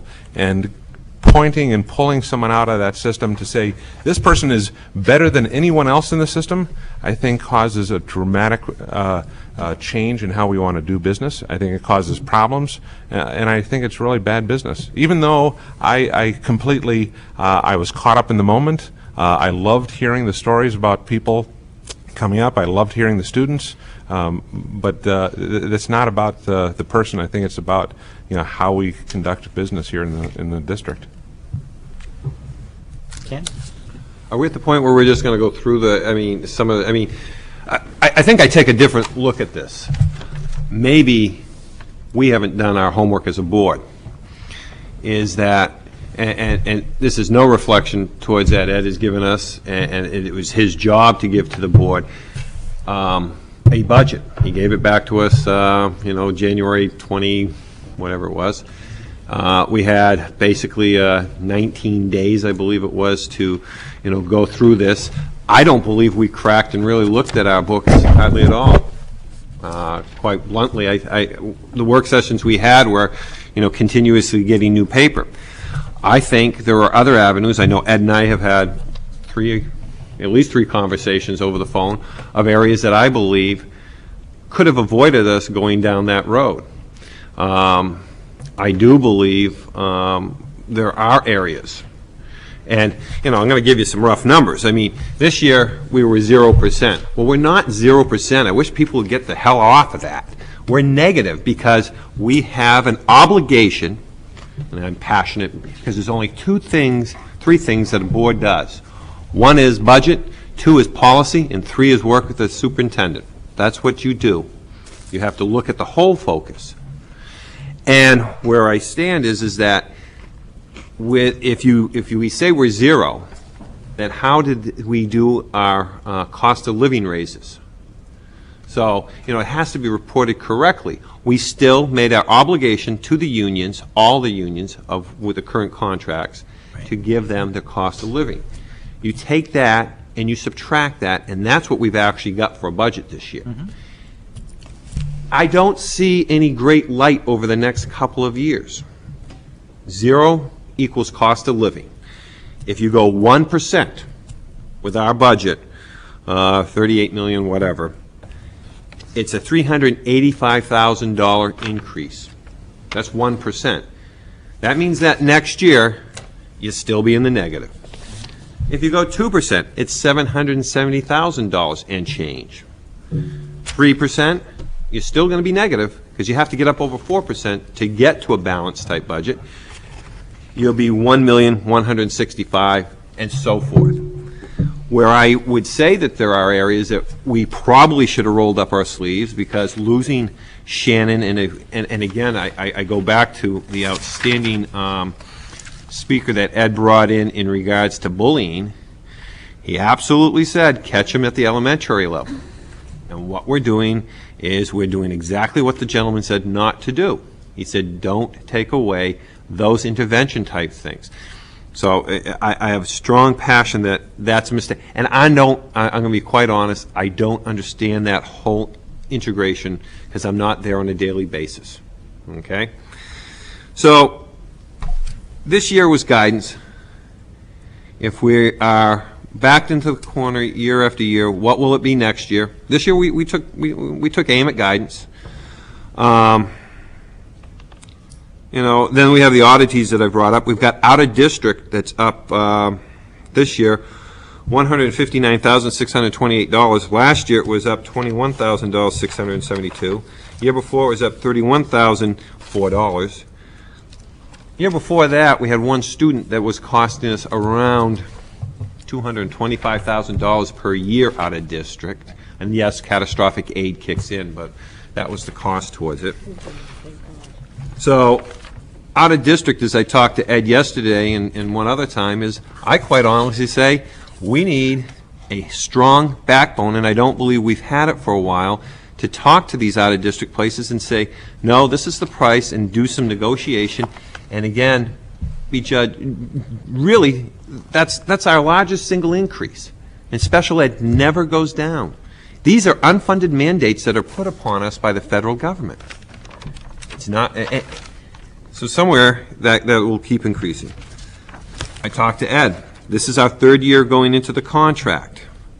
I truly believe one of the things that if we had had a real discussion on the budget this year would have been looking at and reorganizing the department heads. On the third year, we were allowed to not hire or rehire department heads.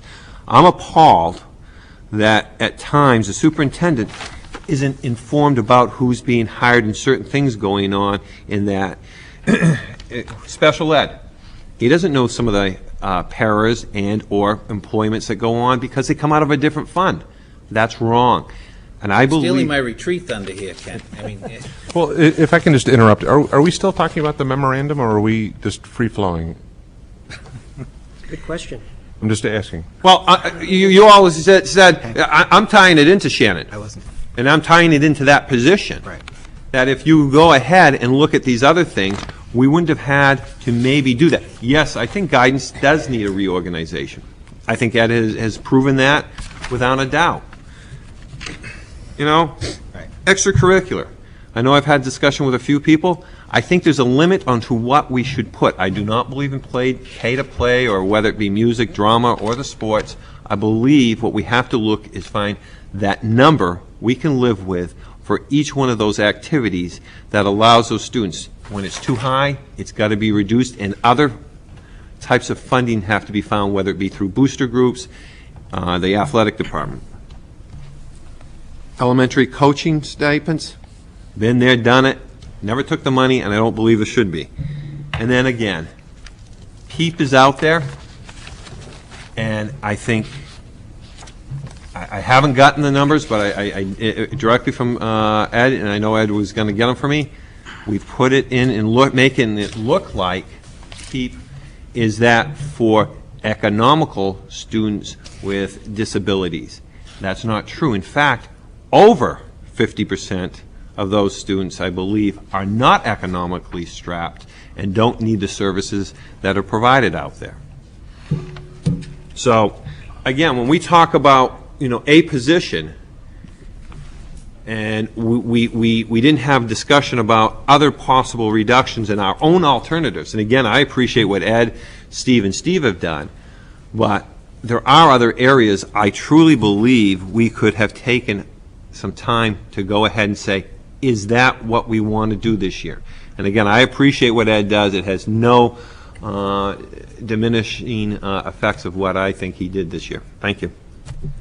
Oh, are we going back to talk about this guy? I just want to comment on what Kent said quickly. Want me to wait? Just for a second.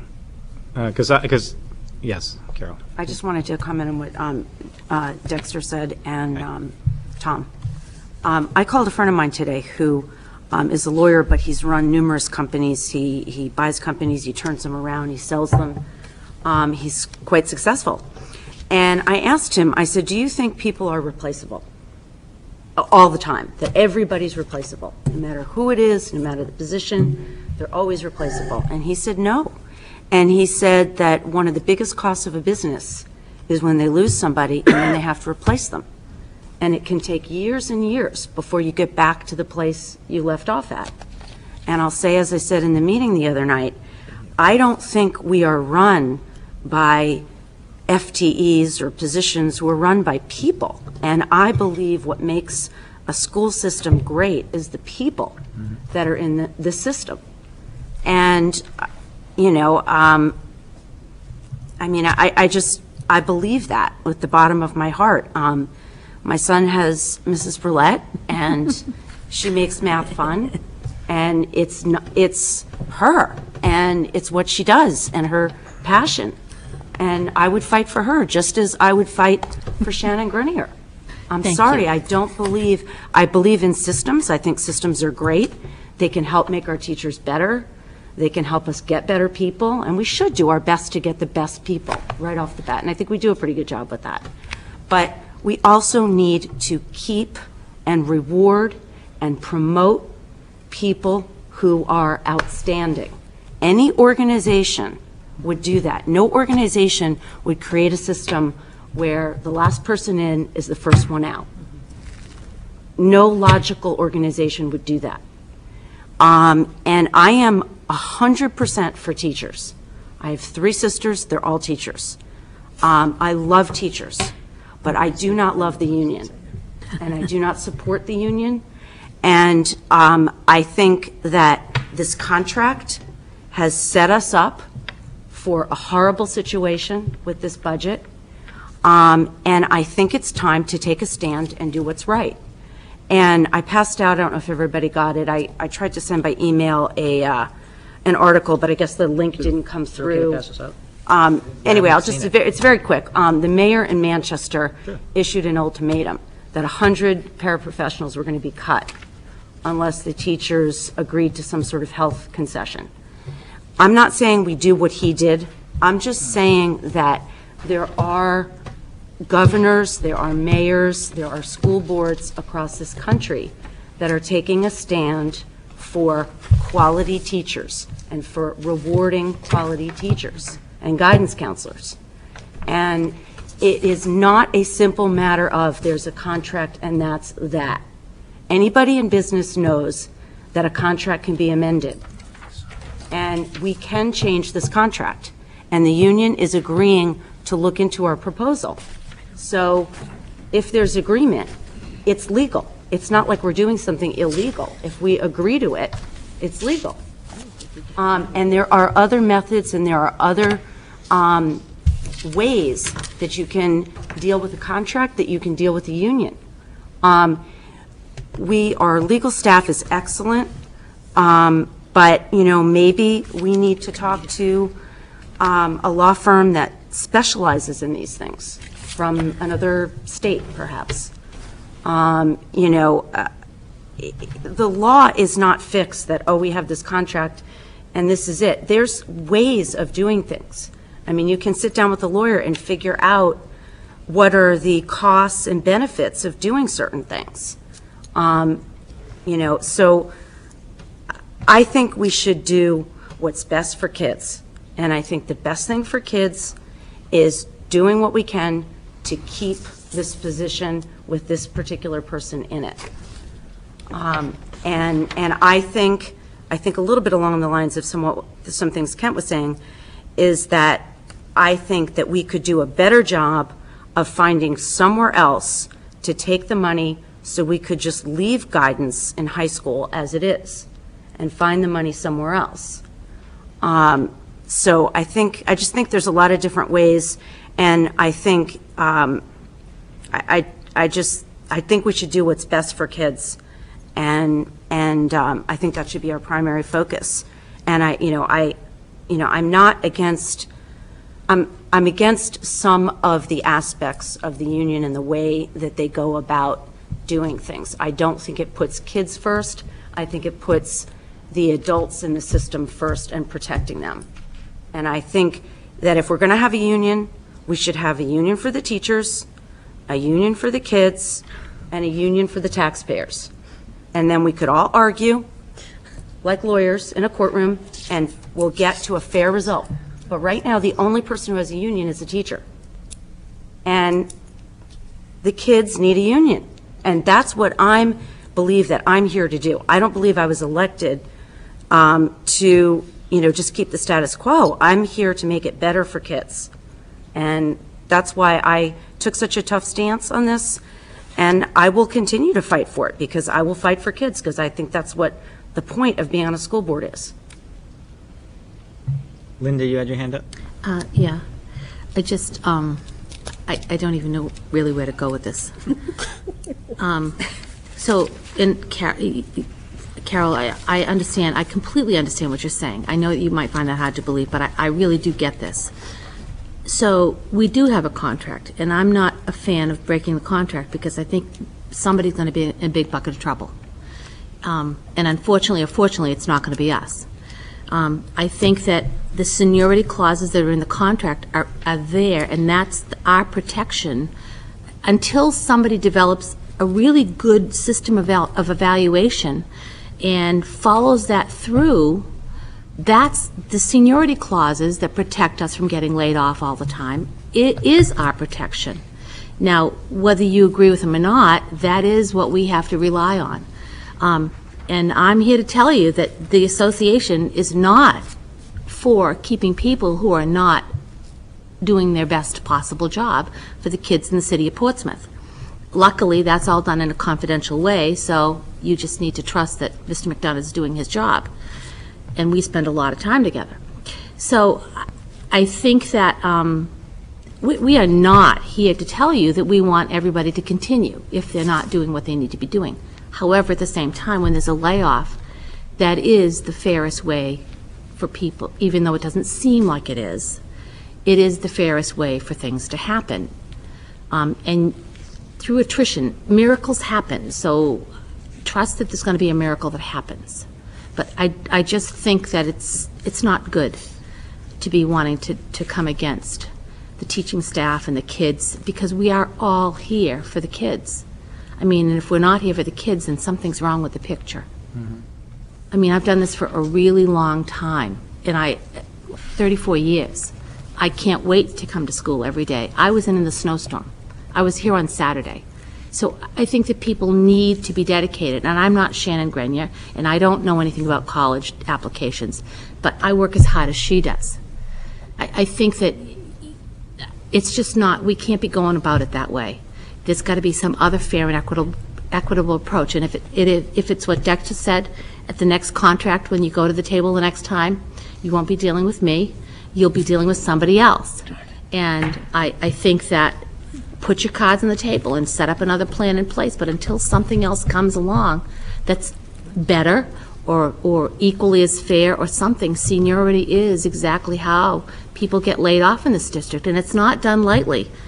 It's seniority by certification, by whatever it is, and it's not done lightly.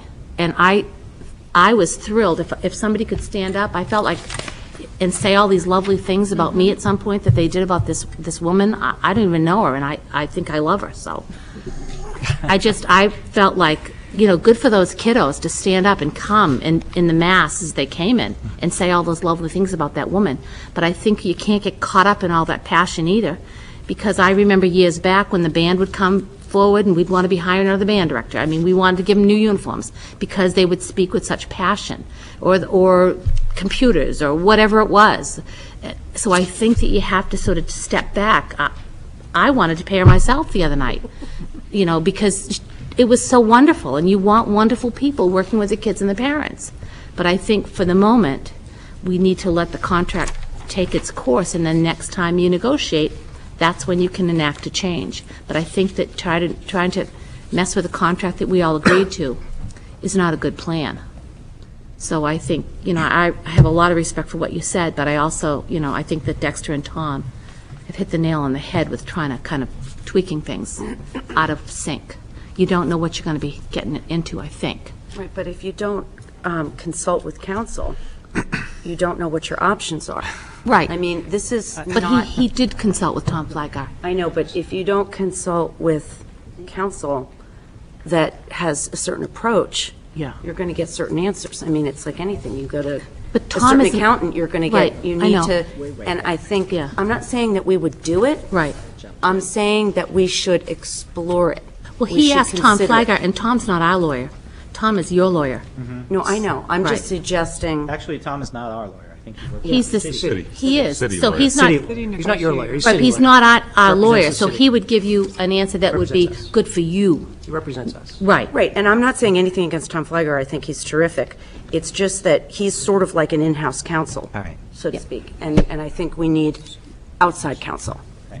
Dexter. So, two thoughts. One is, from my perspective, this really isn't a legal issue. This is a policy issue.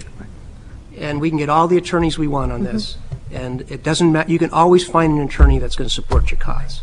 It has nothing to do, for me, from a legal perspective. This is how we choose to execute policy. And fundamentally, for me, and in the business I'm in, you don't change your policy for an individual. And we've had people come up and try and hold the company up for money because they thought they were worth a lot. And we've said, go make your money elsewhere, because we're only going to pay you what we believe you're worth. And that's a fundamental policy decision. And secondly, we're proposing to let 5 other people go. And I have to believe that those 5 other people within their domain have touched the students that they work as much as Shannon has touched her students, except for whatever reason they weren't able to be mobilized and so we could hear them. And it is a horrible decision to make. I mean, it's horrible to lose talented people. I imagine we're losing 5 or 6 talented people, not just one. And talent is precious. But these are the hard choices we have to make as a board. And I have to count on the administration, because I believe that they know it. I know they know it better than I do. And I'm not going to pretend that I'm wiser than Ed or his team, and I'm not going to pretend that I know his operations better, and I know he's smarter than I am. So what my view is as a role of the board is we tasked them to hit zero budget. We tasked them to protect the educational core, and we tasked them to ensure that we continue to improve teacher and student performance. And they've come back with what their recommendation is after working with the principals and the staff for their best recommendation. And I'm not wiser to think that that's not the right stuff, as painful as the reductions are. So Ed, I've got to support what you guys are doing. Thank you. So I let Dexter go before myself. Thanks. So let me talk, and then Tom, and then Clay. Leslie. Well, Leslie, I thought you. Yeah, I'd like to talk, but. Oh, okay. I thought you removed. I thought you removed yourself from the queue. Not completely. I'll put you before Tom, and you guys can find it out. So I'll be brief. So for me, actually, this whole issue with this guidance college counselor, I took in my family as a teachable moment, because I'm in support of the idea of following the contract. I can see just too many things happening if that doesn't happen.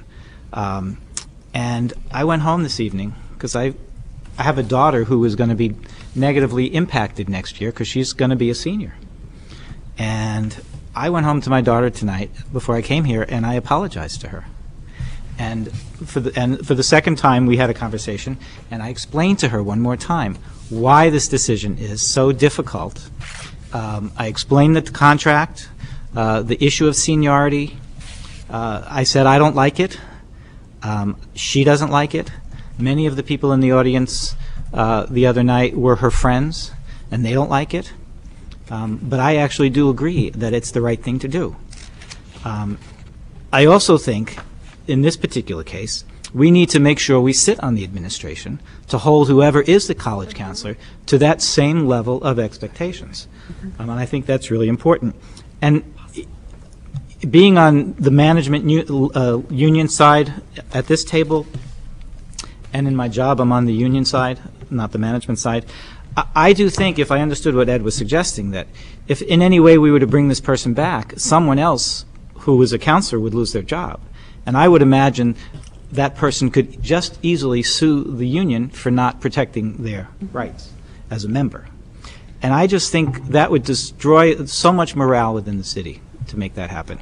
And I agree with Dexter also. The next round of union negotiations, even if I'm not on the board, I think, and even if Dexter's not on the board, we will sit together and advise the board on certain big main issues in that contract that need to change. So, Leslie, Tom.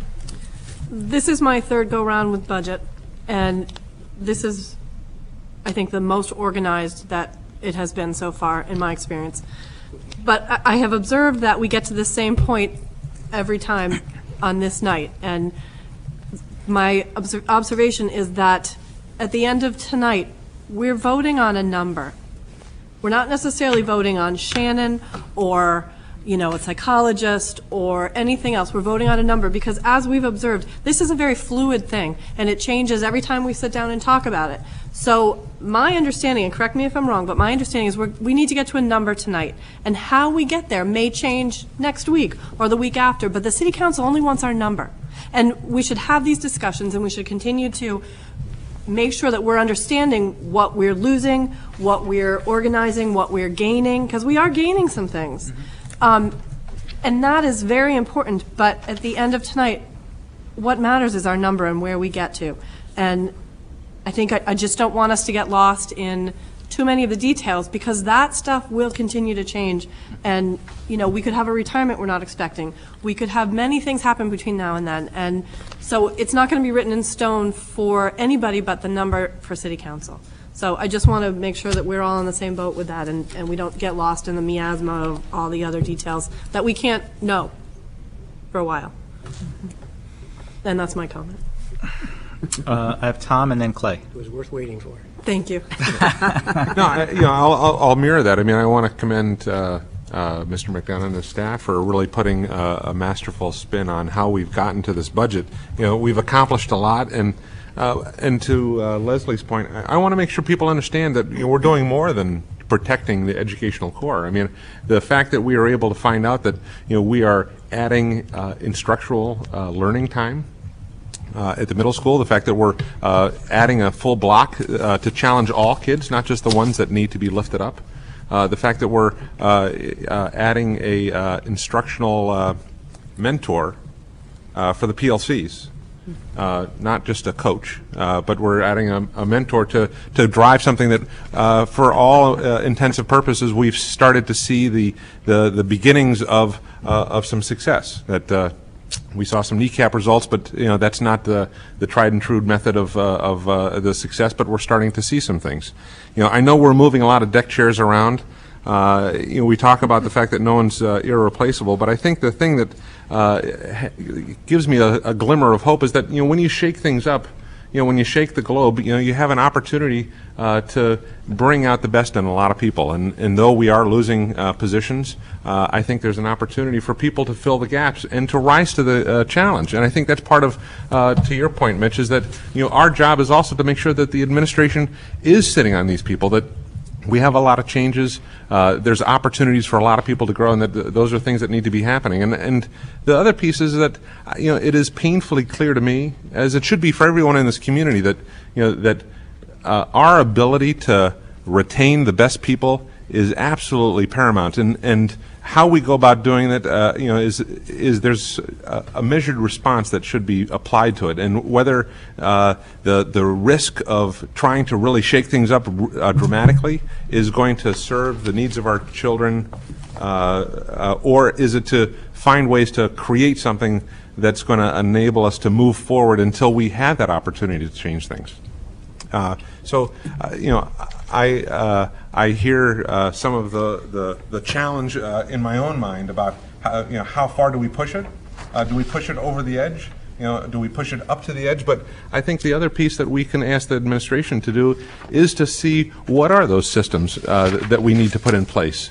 You know, we heard that, you know, that seniority provides them a certain level of security because we don't have systems in place for evaluation that make them comfortable. So maybe as we approach this this opportunity for renegotiation, that we actually have some of these things in place. That it's you know, and we do. But we start to continue to build on those things, you know, because I know we now have job descriptions. You know, we have evaluative, you know, observations. Process now. You know, we got the 3-minute walkthroughs. You know, we're adding things. So, you know, I would just continue to say, you know, that's something we got to continue to push forward.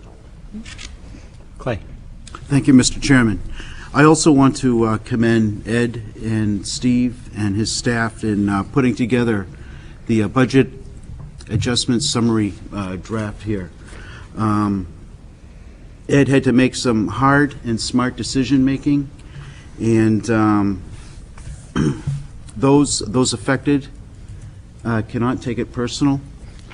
And I know that Ed and Steve, we don't want to see anyone go, but we have to, we as a board, we have to make a hard decision.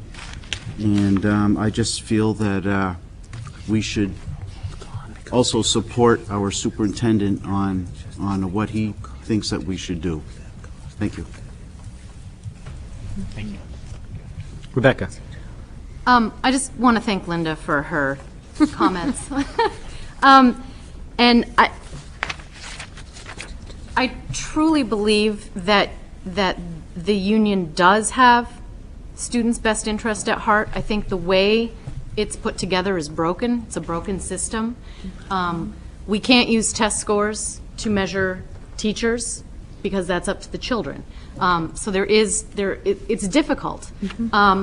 I would love to have a system where we hired and retained and promoted people based on their performance. I would love to see Linda get a merit pay raise because I do. Yay! However, that's not the system that we have, and I think we need to work on a way of measuring success. I think spending time in the classroom and observing the teacher gives you a tremendous amount of insight into whether they're good or qualified. With Shannon Grenier, I think it's a shame that the way the system is set up, we can't keep the best person for the position. That makes me sad. I think it makes everybody sad. I think we do need to stay on top of whoever fills that position. But I'm curious as to where this draft memo, how it's been received, if it's been looked at.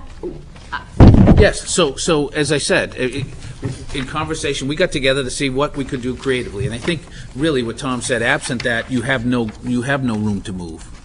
So it was prepared. It's a draft. It's a sample. I did share it with the union. They took it under consideration. It's in front of you, and I think what I heard, and I shouldn't say that, I guess. It would take an agreement of both sides, and I think that's highly unlikely. Okay. Highly unlikely. Okay. Carol? Correct me if I'm Oh, wrong. I'm sorry, but- wait. How'd that thought? Ann? Oh, sorry. They'll only so many times, and then I kick. I'm so sorry. Teacher. That's right. I also wanted to commend Linda, having worn that teacher hat for 30 years. I totally understand, and I've heard so many conversations about merit pay. Never has it been done successfully, because the people getting the merit pay are not necessarily deserving of it, because the evaluation system is flawed. And if you ever find a system that's working somewhere, let me know. I would love to know about it. So Linda is absolutely correct in saying that that is the protection. You know very well that there's a parent who says, oh, my child is not getting pretend that the coach image, not enough playing time, not enough attention, whatever. If you've read the Blueberry story, you know that we don't choose the children in our class. We do love them dearly, and we know that they come in all sizes and shapes, and all wonderful talents and needs. And so if you are expected to do miracles, and most people do, that's great. But the system is flawed, absolutely. I don't know that it's going to change. And I cannot see the association is going to accept that. So I think it's out of the question. And I knew Shannon as one of my fourth graders, and she's a wonderful, wonderful person. So, this is hurtful to me, but it's not the right thing to do. Sorry. Yes, Carol. Thank you. Absolutely. My mistake. One of the concerns that I have with this is that when we're in the heat of the moment right now and we see this person who's so wonderful, we say we'll do something about the system. I just hope, 2 years from now, we still feel that same passion towards changing the system. Dexter's keeping notes. Okay, I'm going to hold you to it, Dexter. Absolutely.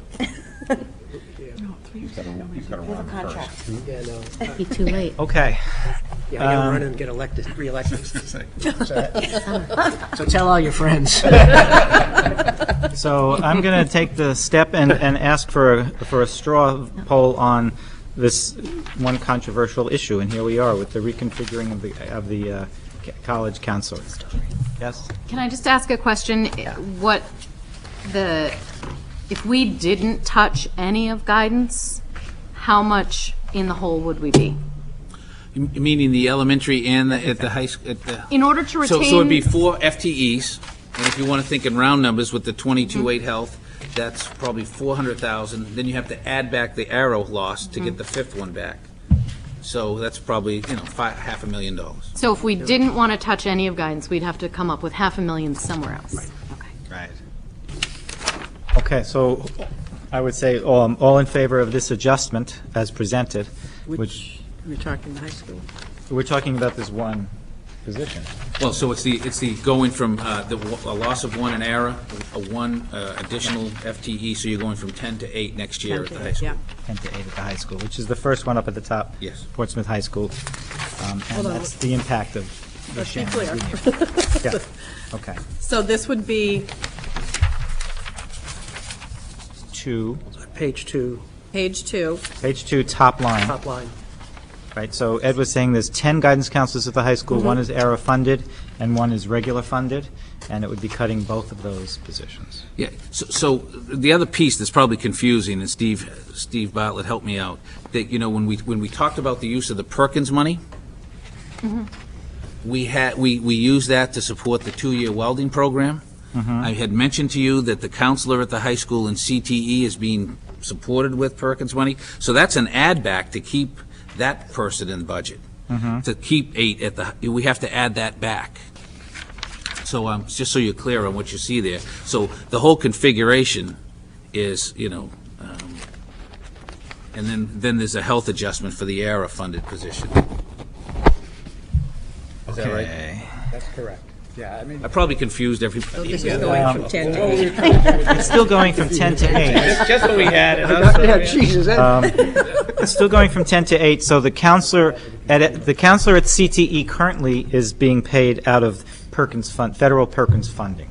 So if we're taking the money to pay for the welding person, this needs to just come back into the general fund. But it's still going to go from currently 10 guidance counselors at the high school to 8 guidance counselors at the high school. Ann, did you have a question? Well, I just had a question about we're leaving 4 grade level guidance counselors and the 1 college counselor, but are you able at all at this time, Ed, to tell us who will fill one of those grade counselor positions? No. It's by seniority, so. Within the 8, he's got not necessarily. Unless I'm making a Okay, so misread of you're the saying contract. someone out of the 8 that's in that, In the that's building. there at the high school in the building? Right. Okay. Yes. Yeah, that's my understanding. So just a show of hands to get a sense of who would support this adjustment. Can I just have a comment before that? I think that if we don't go with this, protecting her position, I think somebody should communicate with the students who came and spoke to us about explain what happened and why, so the kids don't think that we just blew them off. Absolutely, in fact. So I would vote for it if we did that. Because I did that with my daughter this evening. Yeah, just like what you did. I think I vote Mitch has to go to the high school and You have to write the letter. Yeah, I second that. Yeah. Each and every senior. Oh, each and All in favor? as they come up to graduate. Explain to everyone.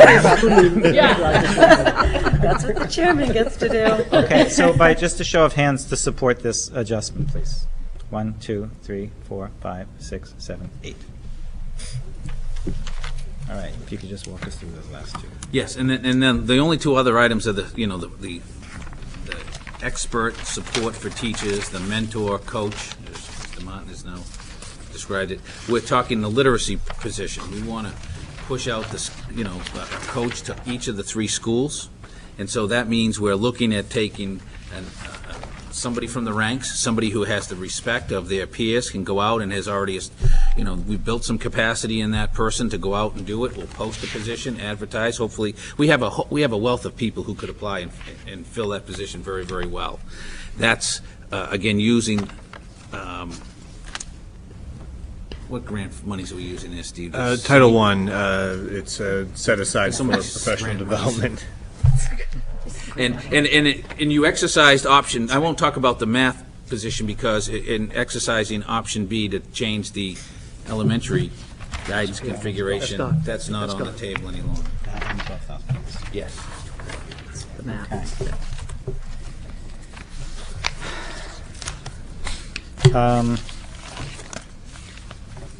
So what would be helpful for me, I think, is and I don't have it in front of me, the sheet of paper that actually gives us the bottom line number. What is it, 30? Yes, Kent? Two comments. One is, a few moments ago, FTE or positions, jobs, actual people lost.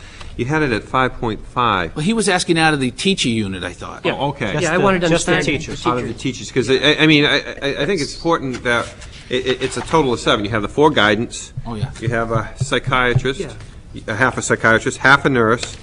Yeah. So that's actually out of teaching also. Yes. And then in the administration, you have 2 positions that are eliminated. So it's a total of 7 positions that we reduce in. Well, you know, I think it's more like 5.5 FTEs out of the system, not just the SPED director and the tech director, right? There's also And tech. So actually, it would actually, I mean, Bid Kent's it's a assistant. good point, is maybe you could just summarize, based on the straw vote, the total number of positions that are being eliminated, and then of that, how many would be asked to leave? Because obviously some are retirements. You know, Versus, versus attrition.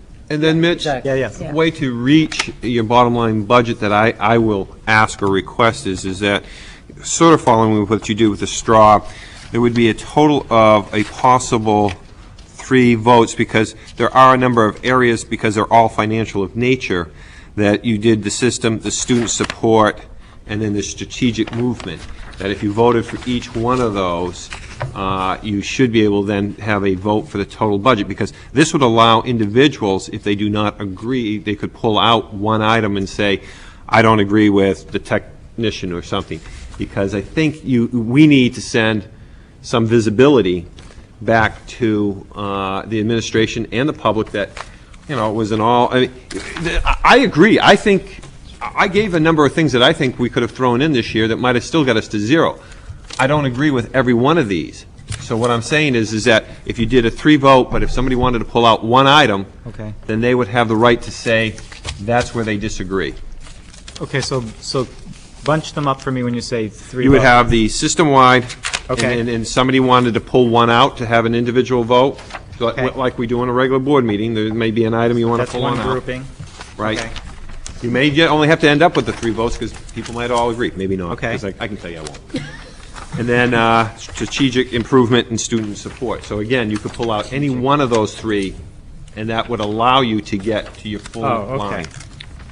line. So when you say student support, you're talking about that large clump. Right, and if there was one item you wanted to pull out, somebody's passionate about music and says they're not going to, that gives them the right to say that that's where their support is, and it allows, you know, an individual. Again, you would do them as a group, but every individual would have the right to pull out one line, or pull out an item items that they may not be in agreement with.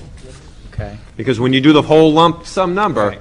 that means we're all in love with that number, and I don't think everybody's in love with that whole number. I don't think anybody's in love with any of these numbers. It gets you there, it takes a few minutes longer. Okay. I'm certainly open to that. All right, so these will be separate roll call votes on each section then, right? Or are we still doing a straw poll? Let me just ask that question. And then we're actually just going to vote on the final bottom line number. yeah, I think you need Okay. that final vote. So I guess. You still need to vote on the budget Yeah. number. Right, so let's just do these groups as straw polls again, see where everybody stands. And Kent's suggestion is, just to be clear, so that if on any one of these, somebody wishes to say, so how would you word that, Kent? What would you actually ask? For example. Well, if they'd we be would- groupings, just like when we do a policy or something. Right, no, There may be a line or something you wish to pull one out. right, so my question to you is just as an example. So if we were to vote on system-wide, and you, for example, might say, I do not support taking out the administrative assistant, right? Correct. So how would that work? Then you would vote on that one item. You do a straw on that one item and see what the straw on Well, that no, one these are item. all going to be straws until the final bottom line number, but I'm still not sure procedurally. So I would ask, okay, let's take a straw poll on all of these system-wide positions, and before we took the vote, you would have to speak up and say, no, I'd like to suggest we remove Removing this that, one, and then we'd vote on that one and item. put that aside. Or, no, you take an immediate vote on that, and if I lose, then it stays in. Okay. Does anyone Rebecca, make you an have a amendment question? to the motion? Well, yeah, I mean, aren't we just voting on a number and it can, and We are. what that number comprises of Right. can change? We are. That's what Leslie said. Right, so I Well, mean, what that's the- my what- understanding of it, and there are things that I would rather see out than in, and I will harass Ed off camera about it. I mean, I think that's, I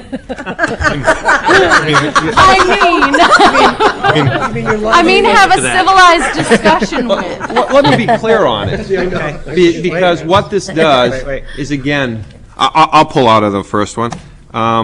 Under system-wide, you put it on the table as a straw vote. And you say, is there any discussion? I would say, maintenance, I'm not going to support because I don't believe we should be adjusting any salary up during this period. If that, then you take that one item, and if everybody says, no, it's going to stay, or it gets a majority vote, it would stay in, or it could go out. And again, it just gives, again, visibility of where support is and where support isn't. Rebecca. I guess I don't agree with you on this. I mean, I feel like we did the straw poll there, and this doesn't need to be unanimous, right? It needs to just be a simple majority. And I think we had a simple majority on everything. Yeah, we did. So I think it's going to pass, and I think if Kent wants to make a statement about what he supports or doesn't support, just as if I want to make a comment about what I support or don't support, I think we can do that at another time, but I think it seems pretty clear that there's a majority for everything.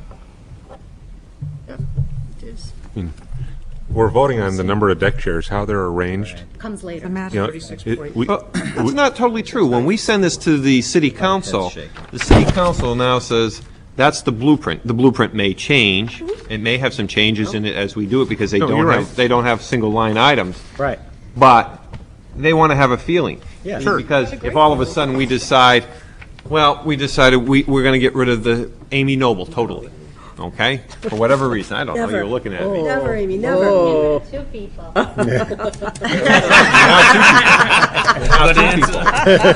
if we do that, Good answer. they may not have supported that in discussion. Because this is a discussion point with the city council. To sit here and say, comes June, we're going to totally change the deck chairs, I think you would run into legal issues. Okay, Mr. Dexter. So, Mr. Chairman, I'd like to make a motion. I'd like to make a motion that we approve and submit a budget for the 2012 fiscal year to the City Council for $36,904,000. Second. So moved. Oh, you can't so move it. I didn't hear, I heard a second, I didn't hear so moved. He made I was the like, motion. Right. Okay, so it's been seconded, Oh, so he's a- let's talk about that. Yes, Kent. Well, taking it as that, then I will go through the items that I don't support and that items that I have mentioned previously that I believe should be and that could substitute this. Under system-wide, I find it a very hard to digest because I'm not totally sure when we're redoing a maintenance director's position what that total, even though we had a write-up, there were still questions because we don't have a policy yet regarding room rentals and other things that seem to fall under that umbrella. And I don't think at this time I can support the actual funding of an increase that is actually greater than the $5,937 there. Under student support, I don't agree with the reconfiguration of guidance / outreach at the high school, nor do I support it totally at the elementary. I understand. I believe that there are things that should be done there. I think we put ourselves at a risk factor that at this time could come back and slap us in the near future with incidences. I also would say I have a little bit of heartache still, even understanding that it's a fairly good thought to work with the college under the auto shop with the adjustments. I believe at this time that would hinder things that we have talked about at this table to try to promote and enhance some of the CTE aspects. So those would be my comments, and then I would not support the budget as whole, because I believe, again, there are other items that could have been put in at this time that I have discussed at the table here, I have discussed with Ed, but I will restate them at this time. Again, this is not a 0% budget. This is a negative budget because we do have the raises and increases that did happen this year under contractual obligations. So again, it is not truly zero. It's negative. I will state that again, I highly say our out of district, and I know Steve Bartlett keeps saying it down there, and he sighs every time, but I do not believe that out of district placements are not negotiated strong enough, nor are there other alternatives that we could be there. I believe we could have found the 80-odd thousand for guidance this year by simply taking that right out of there to support that.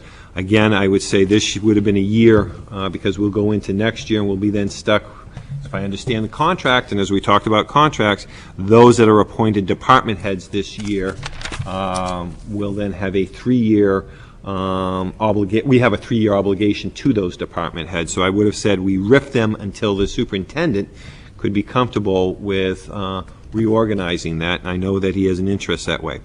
I also would say that extracurricular activities, including sports, drama, band, and others, be looked at in having a minimum, I'm sorry, a maximum amount per student in each programming. Elementary coaching stipends, I believe it's time to remove that. And I also will stand very strong that at some point, and I really hope, because I am a strong supporter, have always been, of PEEP, but to lose close to $70-odd thousand on a yearly basis out there, because it is not just the rent. Let's remember, we have nursing, we have other services out there that we have to pay for, that is no longer the right place to be with the budget restraints we have. Thank you. Thank you. Clay. Oh, wait, I'm sorry, I recognize Dexter. Yeah, so I'd like to echo Kent in a way that because this has been what I would say is a remarkably smooth process, as far as the administration being very thoughtful in what they presented, being very innovative in what they've presented. Absolutely. And approaching things in a way that, like the middle school program, actually is adding value to the education. I hope that the public and the city council don't think that somehow these are not difficult cuts. So to Kent's point, this is the third budget in a row where we have not been able to maintain what I'd call a status quo budget. Because of our fixed costs, in each of those 3 years, we've actually had to reduce costs along the way. Mm-hmm. And so any fat that could have been there is long gone. Any low-hanging fruit is long gone. I mean, these are painful and impactful reductions that only with the creativity of the staff have and looking at some leadership positions, consolidating positions, taking more creative approaches, actually ends up in a better place that may seem satisfying, and in some ways it is, but it is still painful. And as a district, we can't keep down this path. Right. And so I think it's important that collectively the community understands that we cannot continue to maintain zero budgets forever and think that the improvements that we saw with the kneecap scores, the improvements we're getting with PLCs, will continue forever. They won't. I'm satisfied in supporting this budget, but you can only do more with less for so long. Thank you. Clay. Thank you, Mr. Chairman. Correct me if I'm wrong, Mr. Chairman, but if we are going to make an amendment to the motion that Dexter eloquently put, I believe that we need a motion and also a second to that. What amendment? Wait, well, we have a motion and a second to accept the number. Correct. And I haven't heard an amendment proposed. Okay, thank you. Yes, All right. we're clear right now. I mean, I'll make it clear, I was only making statements of why I will not support this year's Exactly. budget. I want. Okay, all right, thank you. Carol? Maybe I misunderstood you, Kent, but I thought you said that if we did something with our out-of-state placements, we would have enough money for guidance? Certainly, we're going up I need 100 clarification on that. Is that We're going true? up not approximately, we're going up exactly $159,628.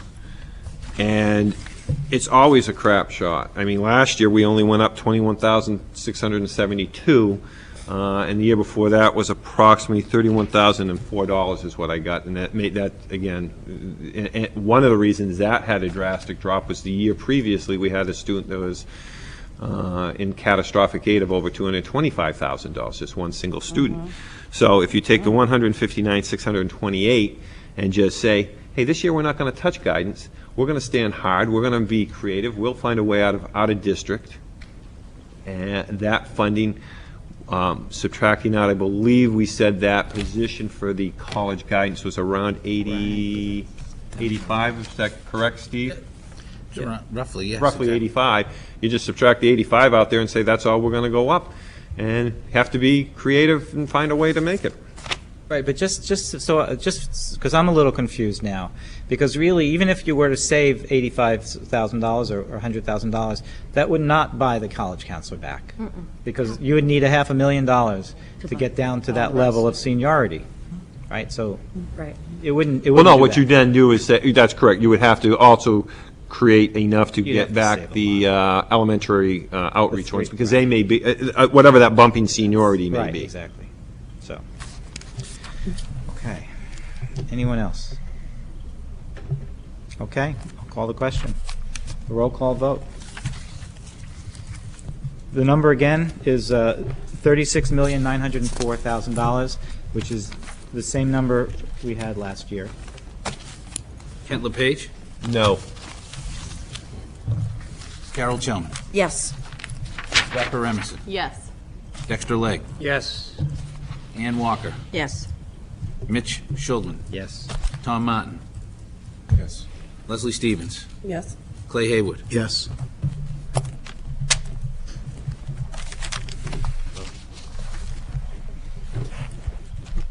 Thank you all for your hard work. I wish I could say it was fun. It has I not just been wanted fun. to say to the chairman that I really liked the way you handled the meeting tonight, and the superintendent, both of you. Thank you I very do, I much. really think you herded cats I'm really listening. well. Thank you You're very much. getting good at it. Motion to adjourn. So moved. Second. Thank you.